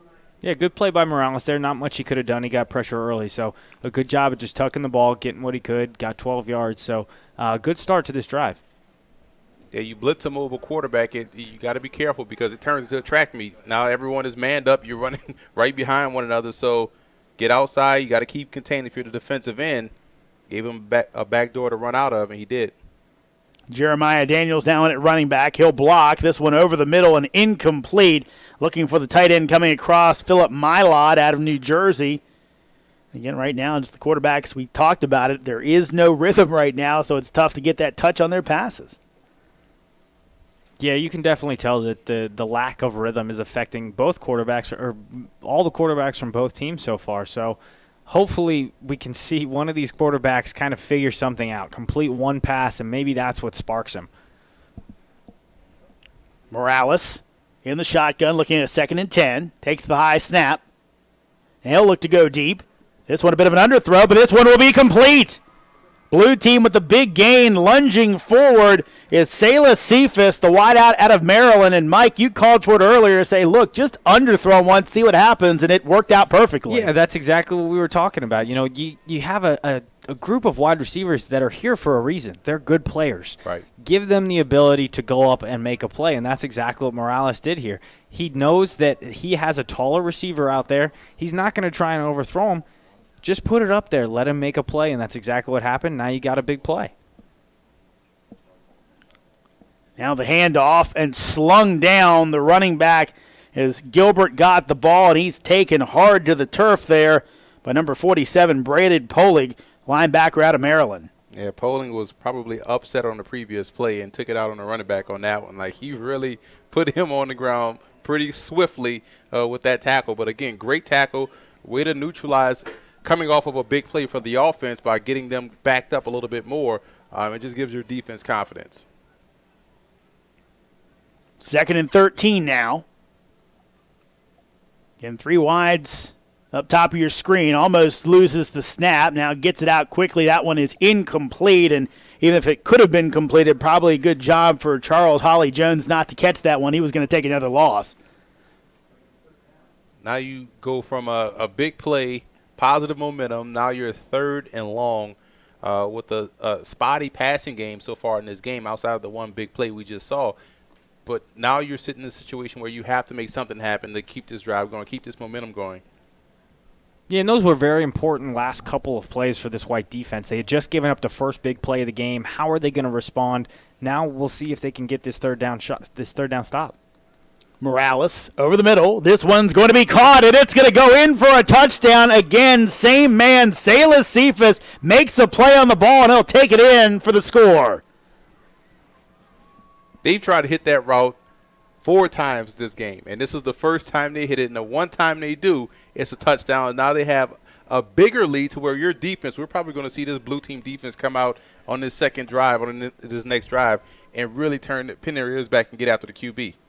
Yeah, great job by Morales taking his drop back, taking one hitch, and delivering the ball down the field. He didn't try and put too much air under it, didn't try and throw it to a spot where his receiver had to run to it. He put it on him, let him make a play, and his receiver rewards him for the touchdown. 48-yard touchdown pass from Morales to Cephas. And now an 8-0 lead. Blue team going to look to add to it here. Too many men on the field. They'll run one off. Try not to get the delay of game. Bugenhagen with the kick. He's going to hit the goalpost, and it went through, then bounced back out. So good bounces for the blue team right now as they get the big play and then the kick, and we'll see the big play again here. And you see right there the receiver. Cephas has shown the ability on the other big play to go up and get the ball at his highest point, which just builds trust for the quarterback. Morales throwing him the football again, going up, making a play, getting into the end zone. Yeah, it was a great job by Cephas, really catching that second ball in traffic. The first one, he was kind of alone, was able to go up and get the football. That second one, he had some traffic around him. And as a wide receiver, you see a lot of guys that when they feel traffic around them, they're a little bit hesitant to go up and get the football. That was a great job by Cephas, going up strong, coming down with it, making the move, and getting into the end zone. So the face of this one has changed as the blue team finally breaks through with a touchdown. And now with a 2-score lead, white team's got to respond. They do right there. Nice pitch and catch and first down yardage on a good fight by the pass catcher, Jelani Foster, from Zach Green into the game at the quarterback spot. Yeah, great throw right there by Green and great catch by Foster, catching at all hands in traffic like you just talked about, Mike, and breaking tackles. He really wanted that first down and got it. And good, positive, big play for this offense coming out down 9. We're only up on 4 minutes to go here in the third quarter. White team looking for their first score of the game. Pistol formation, now they'll shift up. Green, another quick pass out in the flat, complete. Trying to get some extra yardage, and about a 5-yard gain by the time it's all said and done by Jordan Gray, the pass catcher out of New Jersey. I think, guys, this is probably what you guys were hoping to see. That pass rush really has been bearing down. Well, let's get the ball out of our hands quickly. Yeah, they've done a great job so far these last 2 plays of getting the ball out of Green's hand fast. And he's done a good job delivering the ball accurately and letting his receivers catch it and run with it afterwards. Punch, counter punch. How can you respond? How do you respond when you're hit? And they're doing a great job so far in this drive. Cody Baker, the running back, bunch formation to the left. They're going to give it to Baker. He'll try to run behind that bunch, but a good job by the defense to basically fight their way through it and bring him down for a loss of 1. Yeah, Weidman did a great job there coming up and making him cut back into the line of scrimmage. And obviously, we've talked about it before, that blue team defense has done a great job all day of pursuing the football. And once Weidman made him cut back into it, there was nowhere to go. So 3rd and 7, we'll call it, maybe even 3rd and 8. Need to get it down to the 49-yard line of the blue team for a first down to keep the drive alive, though it could be 2-down territory. So we're under 3 minutes to go in the third. Baker moves up out of the pistol to more traditional shotgun set. Green tries to fight off a defender. He cannot, and another great play as Logan Nave comes up from the defensive end spot and gets the big sack. That's just a good job by Nave, just beating the running back's block. And, again, a running back has to at least get some piece of the first defender coming his way to chip on this guy coming off the end. He missed him, didn't get a good job, and Nave got through and made the play. Yeah, it's the running back's job on that play to make sure that the edge is sealed. And he didn't. He let the defensive end get upfield, and he lost track of him, and that's what led to the sack there. So another punt now for the white team. Oscar on. Another pretty good kick. Blue team goes back. Another miscommunication, and this one's going to end up in the end zone off the hand of a blue team player. And this one's going to be blown dead eventually. I think they want him to touch it down, but instead they'll just blow it dead as a touchback. I don't know what Towson's kicking situation is, but but Oscar is definitely making himself known today with some great punts, man. Yeah, you got to see exactly what he does under pressure, but that's true. You see the leg is definitely there.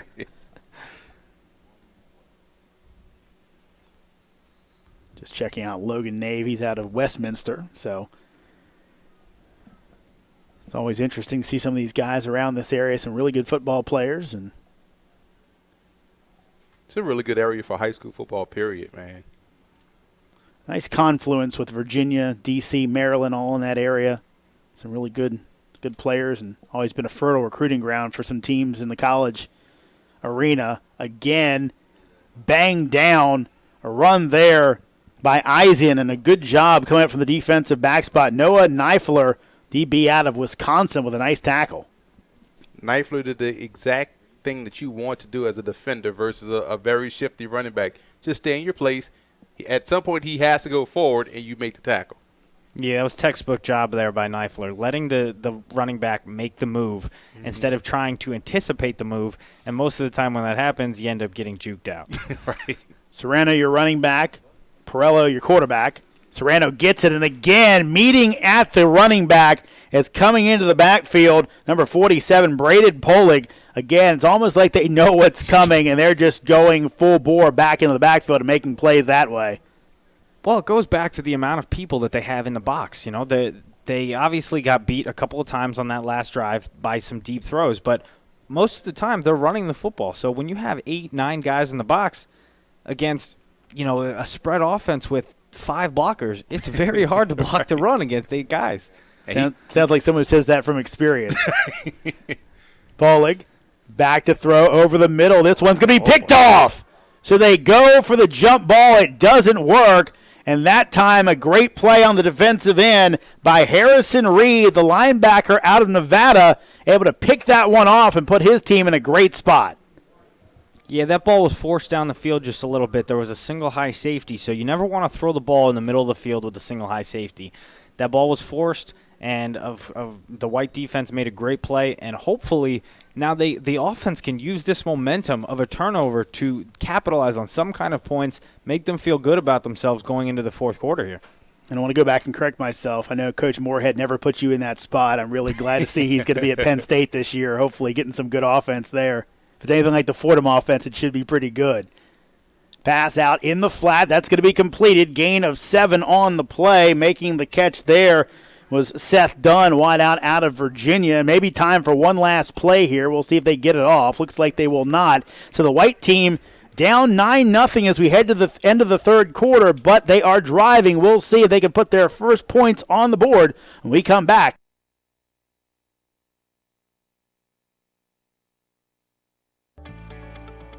Protect what matters most. The USA Football Protection Tour is a series of free one-day football camps that educate youth football players, parents, and coaches on the importance of proper equipment fitting, tackling fundamentals, and CDC-approved concussion recognition and response protocols. Watch for this year's Protection Tour schedule and sign up today for an event near you.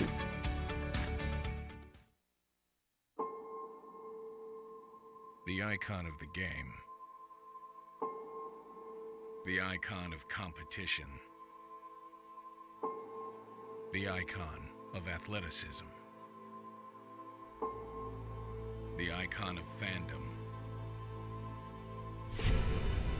The icon of the future. The future of football is now.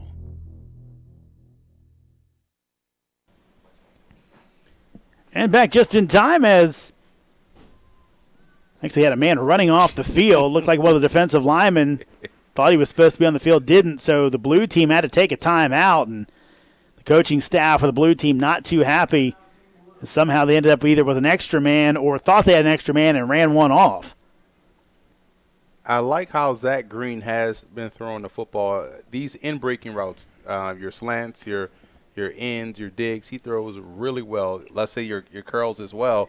If they can get him to go, let's say, deeper down the field and hit a big play, but they've done a good job now just moving the football slowly down the field, and they can continue to do what they're doing. But the big play is there, but he has been doing a great job hitting these in-breaking routes. Right. Yeah, I like how Green's been throwing the football so far on the short stuff. Mm-hmm. The problem is they haven't given him any chances to throw the ball down the field, and I think that eventually, whether it's this drive or the next drive, they're going to have to start taking shots. This blue defense is playing so aggressive, so tight to the box that these 4-yard slants, they'll work, but eventually you got to make a play. See if they give him the opportunity here. Running back in, Joshua Sabanda. He flanks. They go down the field here. That's going to be incomplete as he was looking down the field for the wide receiver, Joe Paulo Ferreira, out of Massachusetts, and had him just a little bit high. Yeah, it was a beautifully designed play. They had the outside receiver on a quick hitch and the inside receiver run straight down the seam, which kept the quick hitch outside, kept the cornerback low. All Green had to do was stick it right on him, and he's walking into the end zone. But a good designed play, let's see if they can take a couple more of those out of the playbook and actually use them. They do that on second and short, so it brings up a 3rd and 2 here. Green, flushed. Going to try and get the first down with his legs, and I believe he will. The referee comes up and actually gave him a little bit less than I thought he would, so this will be close, but I think they're going to move the sticks, and they will. Yeah, good job right there, escaping pressure. See right here, right off the bat, defensive lineman came free. Just enough speed to get outside to get the first down. Got outside of Josh Malloy there. Green, another one of those guys that's a pro style by nature, but has the athleticism to make plays exactly like the one he just did, to where he can get out of the pocket when he needs to and pick up yards with his feet. Green out of Grassfield High School down in Chesapeake. He'll take the shotgun snap, again looking deep. This one will be incomplete, again looking down that seam, but can't hook up with Felix McCorkle, the wideout out of Missouri. Well, they ran the exact same play on that one, but Marcel Smith, the cornerback who came up on the first one, read the play and actually played back on that second one. Green tried to force it in there thinking that he would have it just as open as he did on the first time. But again, you see the cornerback there falling off instead of coming up and breaking on the route. And I'll tell you what, guys, that's one thing I noticed right there. Back in the old days, that's probably a guy getting lit up. And I think it's the one we have to point out that the differences at the pros and all the way down, guys kind of being taught with the penalties being called, don't kill the guy out there. Go ahead and play football. Go for the football. Great to see those guys play good, solid football. And a good, solid football play right there as it goes down to the 10-yard line. Big completion for Green. He's able to hit Tylen Laseth, tight end out of South Carolina, and he has a first down, and the white team continues to stay in business. Just going off what you just said, though, that was the exact same safety that had the opportunity to light up the wide receiver on that last play. Now instead on this play, he gets a chance to actually come up and make a hit, and he makes a picture-perfect, beautiful textbook tackle. I mean, you could not have asked for any better of a tackle from a safety than that. Now the ball's on the ground. It'll hop right back up into the arms of the running back. I believe that's Joey Ray, and it is. Yeah, we've seen old school, new school approach from the last two pass plays. Again, that previous pass play, normally the receiver would have ended up in the stands from the defensive back flying over and hitting them. But then you see on the other play, great stick throw, but coming up making a form tackle to where the guy didn't break that tackle. So you can make big plays, big hits of great tackles and be technically sound and safe. And that's all they're trying to teach with USA football. Most definitely. So a 2nd and goal, ball at the 10. White team trying to get a score. Now 2-minute motion. That's going to be a penalty. Let the play go, and now it'll be a sack as some of the guys held up and the blue team didn't, and they get back there. Another flag comes in late. I believe that's on the same original play, though. And I think maybe with the white team coaching staff not very happy about that, but we'll see it here. Brian Brewer gets through. Big number 99 from Florida. He wasn't letting that quarterback go. So they'll sort this out. I actually say that's the illegal shift. It's going to be 2 penalties or 1 penalty?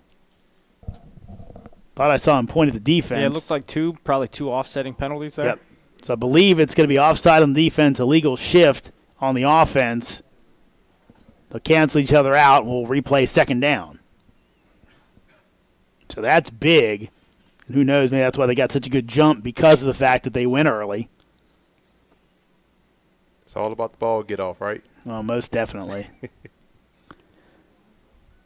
2nd and goal from the 10. White team looking for their first score of the day as they trail by 9. Up the middle. And just short of the goal line goes the running back, Cody Baker. He'll have a gain of 7, maybe 8, takes it down to the 2. Starting to see a little bit of breaking down of this defense by the white team. The offensive line starting to fly off the football. Running backs are running with a little bit more juice. We've seen Green start to complete some passes, so their offense is starting to get in gear. You see right here, just straight inside running play, but a good field right there by number 2, making another great form tackle by David Orduson, and giving his defense now the ability to come up with a goal line stand. Baker in the pistol behind Green. He'll hand it off. Baker up the middle, hit and brought down short of the goal line. His helmet might have got in, but the ball never did, so it's inside the 1. This is going to bring up one of the more exciting plays in football. 4th and goal from the 1. Let's see where the white team goes and the blue team can counter. And without the ability to go under center, makes this, I think, advantageous for the defense, because now you can really load up, get a good head start, and clog up all those gaps and force them to try to go outside where you have great perimeter defense. So this is interesting. Instead of going for it, they're going to kick the field goal. So they'll take the points. I can understand the call, though, for sure. They're down by 9 right now. They need 2 scores. Get the points now while you can, and then worry about the touchdown afterwards. So Oscar will come on. No rush. Takes his time and boots that one through. So now 9-3 our score. The white team, first points of the game, and they're within a touchdown now, so they'll need a stop and a score, but they have a chance to do it, and blue team has got to be happy. I think those guys thought they were loading up probably for a goal line stand there. Instead, they take the field goal. I mean, you have to give credit to their defense once again. 2 big tackles, one by Towson from Jersey, but the other guys up front, again, not allowing that offensive line to get good push up front and allowing those guys, those backers and safeties to make something happen at the line of scrimmage. I think if you're the white team's offense, so you also have to be very happy with how that drive went. Yes, you didn't get the touchdown, but you came out of it with 3 points. And not only that, you came out of it with some rhythm. Zach Green did a great job throwing the football, leading his team down the field, and you definitely got to be happy with that moving forward for the next drive if you're the white team's offense. Jared Wagenhofer in at quarterback. Jeremiah Daniels, your running back for the blue team. Wagenhofer, slant pass. That one will be caught and brought down after a gain of 8 is Nave. Of course, we've seen him pulling double duty today. He's got some on offense, has had some on defense. St. Vincent Sports Performance is proud to support the U.S. national team and provide our athletes with world-class sports medicine care. St. Vincent Sports Performance staff are expert nutritionists, certified athletic trainers, and sports medicine doctors based in Indianapolis. As the play again goes to Nave, and he's going to make the catch for the first down. St. Vincent Sports Performance professionals travel across the United States and the world to give the U.S. national team members the highest level of sports medicine care. Learn more about St. Vincent Sports Performance at definingsportsperformance.com. You're starting to see them do a little bit more of catering to what Wagenhofer can do well. Spot throw, quick throw, a lot of flat line passes, but they're running shorter routes, which is why you've seen them complete it. Now, handoff and big hit. Up the middle, tried to go for the counter, and coming in to make the stop was Braden Polig. We've called his name a few times today, and he makes another great tackle. Yeah, the white defense really has to step up here. They can't allow any points. If they want any chance of winning this football game, they have to step up right now, get a stop, and turn the ball back over to their offense. Right, because when your offense has rhythm, you don't want them sitting on the side for so long because they're going to lose that rhythm. They're going to lose that continuity. They're going to struggle the next time they're out on the field.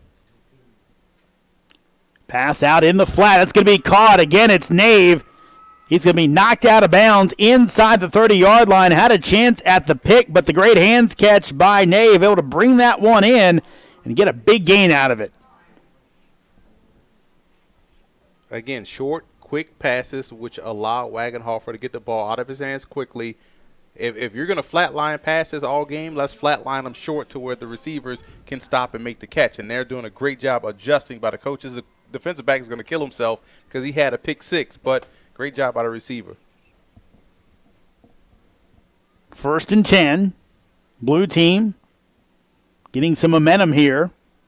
Isian back in as the running back. 4 wide receivers. He'll take the handoff. Tries to bounce outside. Actually, no, a keeper and maybe a touchdown.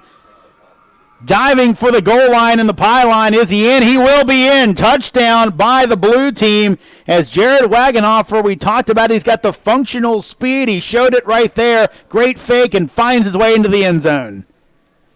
Great job by Wagenhofer there. You know, he had a couple opportunities early in this game where he could have sealed the game early. He didn't let that affect him, came out this drive and realized, hey, if I can get this team down the field right now and put it in the end zone, this game is over. And that's exactly what he did. So you got to give a lot of credit to Wagenhofer there. Completed the throws that he needed to, and then made a great job running on that last play. And that's how you get into a rhythm. You know, like you talked about earlier, short passes, get him into a rhythm, a couple of completions, and then you're going to allow his skills to take over once again.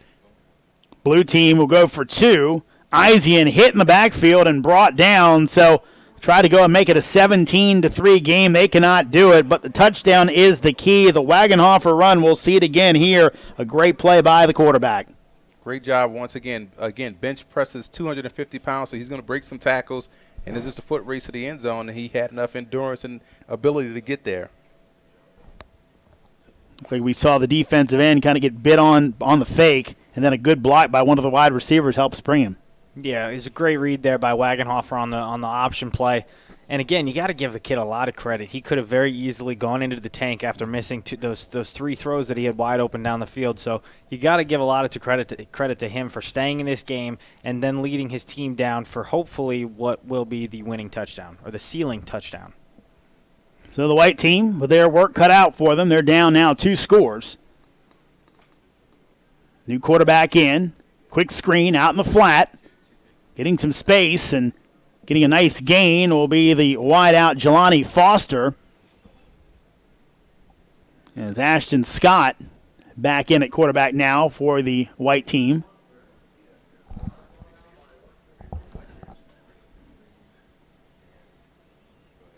We'll see the replay here. Just a quick pass, nice starter on first down, getting good positive yards, 7 or 8 yards on first down. That's what you want. You don't want to see this offense come back out after a big play and go in the tank. Now looking down the sidelines, and this will be out of bounds, I believe, caught by the defensive back, but both players out of bounds when they came down, so incomplete. It's gonna bring up a big third down here too. 3rd and 2. What do you do? Do you run the football? Do you go for a short pass? But you need to convert this third down, and you also need to start scoring. Think about scoring quickly. Start picking up the pace. If you get this first down, you almost have to go into a no huddle mode and really start picking up the pace on offense. We'll see where they go. 3rd and 2. Need to get it out to the 40 for a first down, marked at the 38. Scott moves his running back up. He'll roll out, throw in the flat, complete, first down yardage. A little bit more, and making the move, Jordan Gray. He'll be brought down at the 47-yard line, but plenty of room to move the sticks. I like that play call, too. They got the quarterback out on the move to help ensure that he was going to complete this short pass on his hitch route right here to the receiver. Get the football in your hands quickly. Let him make a play, and he did for a first down.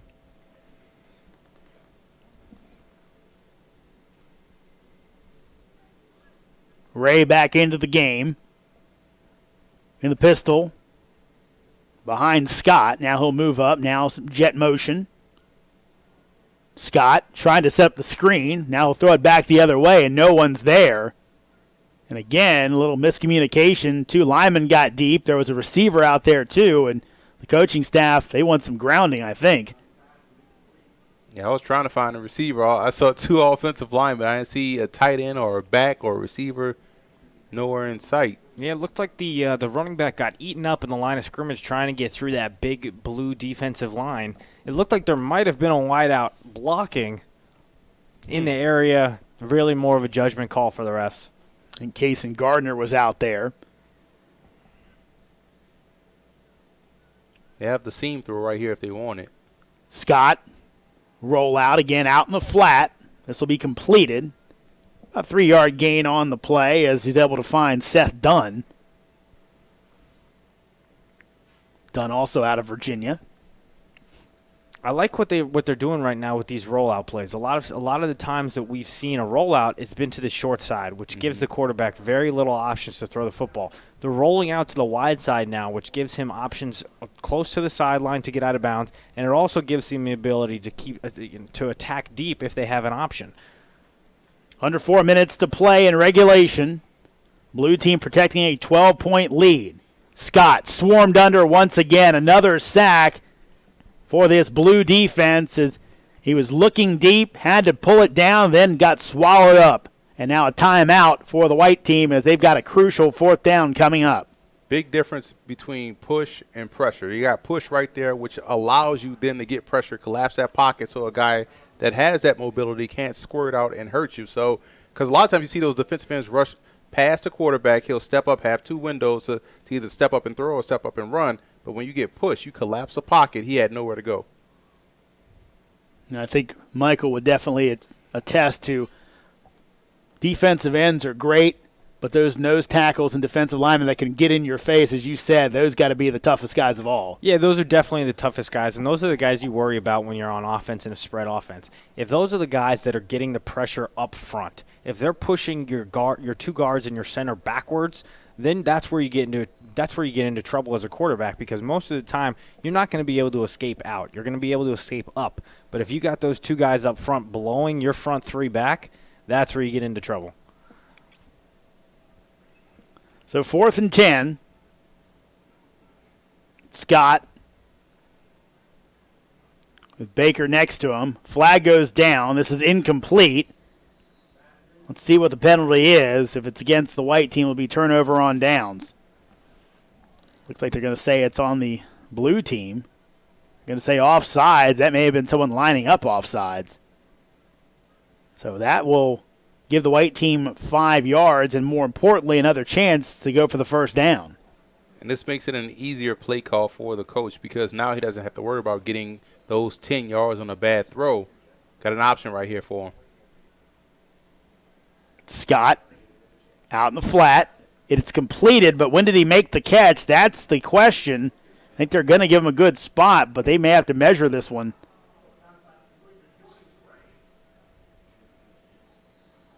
They're going to move the chains.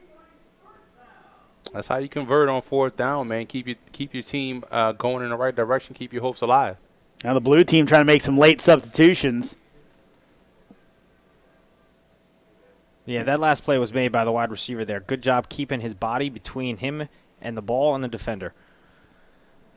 Another flag goes down. This will be caught out in the flat, and moving forward for a 5 or 6 yard gain will be Jordan Gray.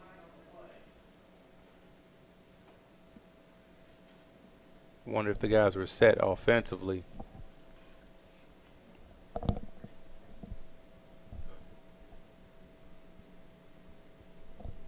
Here's the previous play, and it'll be against the offense. Illegal motion looked like. So that'll move them back, and we have dipped under 3 minutes to play here in regulation, so the white team going to have to go ahead and move quickly, and, of course, in the situation we're in today, no onside kick, so even tougher to come back. You'll have to go ahead and get a stop on defense. And the clock is rolling. Yeah, they got to start taking some shots downfield. They've done a great job of this drive at just completing passes and moving the ball 5-10 yards at a time. The problem is they're down 2 scores and there's 2 minutes to go. You got to start taking shots down the field.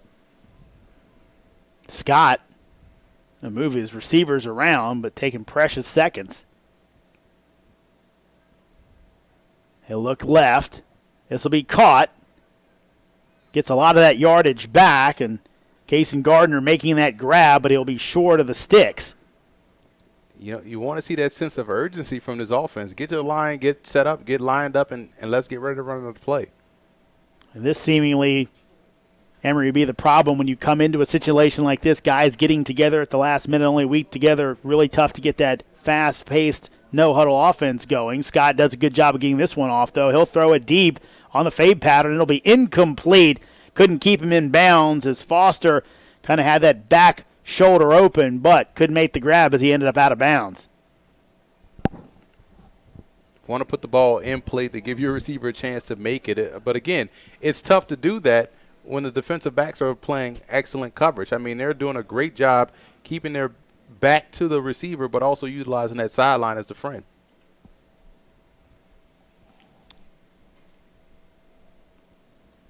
I mean, you don't want to get too technical here, but that's where your receiver has to stem up and force that defensive back to lose some of that leverage he has. Throw over the middle. That one's incomplete. Tried to make the sliding catch, but couldn't pull it in.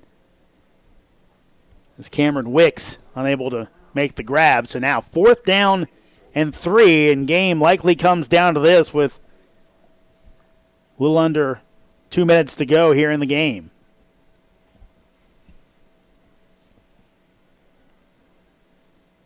These DBs for this Blue defense have really impressed all day long with the press coverage that they've been doing. I mean, they have telling a defensive back to press an entire game is an extremely difficult task, and they have done an incredible job all game long of keeping these receivers at bay and keeping extremely tight coverage on them, which makes it extremely hard for the quarterback to put the ball in a spot. Baker trying to run. He'll be brought down in the backfield, and what a way to cap things off for the Blue team today. They had the bunch formation, a lot of blockers. Did not matter as Jalen Hessen able to make that last play, give the ball back to his team, and the Blue team should be able to run it out.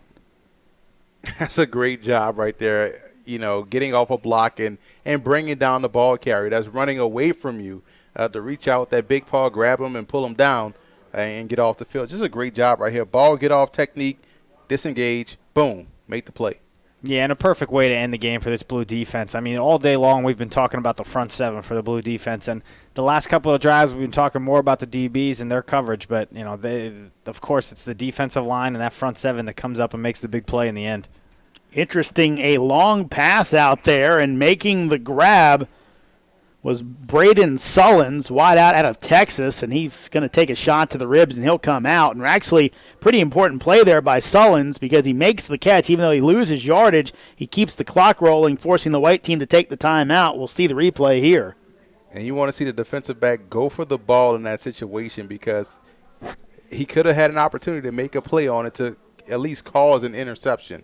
If not him, maybe his teammate flying up as a help defender could have made the play. Yeah, interesting play call for the blue offense too. I mean, they have the white team had 3 timeouts. I know you want to get the first down, but throwing the ball on first down is a very risky play. If you don't get that completion, the clock stops. And now you have one extra timeout if you're the defense to where if you can get that stop, now you have more and more time on your side. So very interesting play call there. So white team does have 2 timeouts left, so they can stop the clock, so they're going to need a first down to keep the ball in their possession.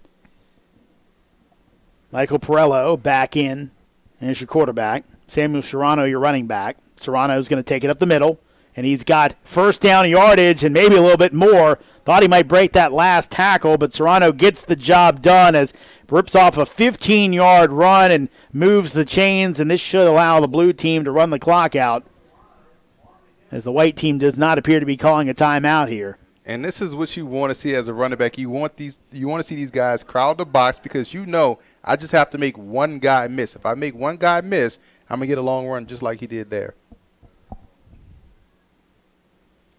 Handoff, spinning out of the tackle, and what would have been a loss turns into a 2-yard gain for Jeremiah Daniels.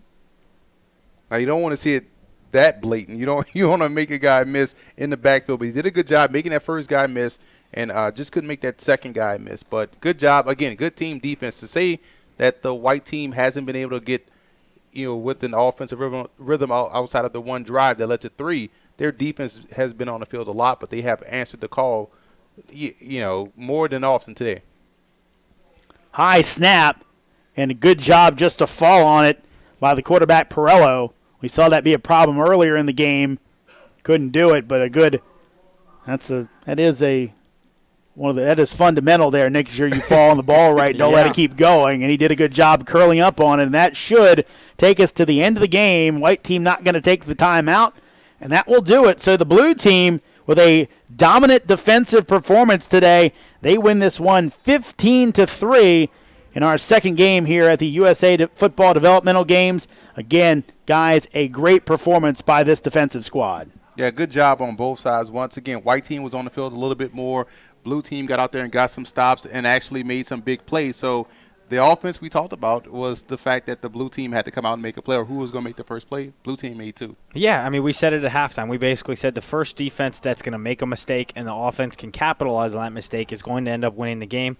And that's what you saw today. The white offense or the white defense made that one mistake. The blue team capitalized, and they came out with the win 15-3. I mean, what more can you say about that Blue Team's defense? They were absolutely dominant today. Yeah, you get the big safety, then you end up with the long pass on kind of the jump ball from Morales to Cephas, and then at the end it was Wagenhofer kind of coming back after those missed long throws, able to make a play with his legs, and that's how we got to our 15-3 final. So that'll do it for Game 2 of our developmental games here at Towson. Stay tuned. Game 3 coming up in about 30 minutes. Stay tuned for that.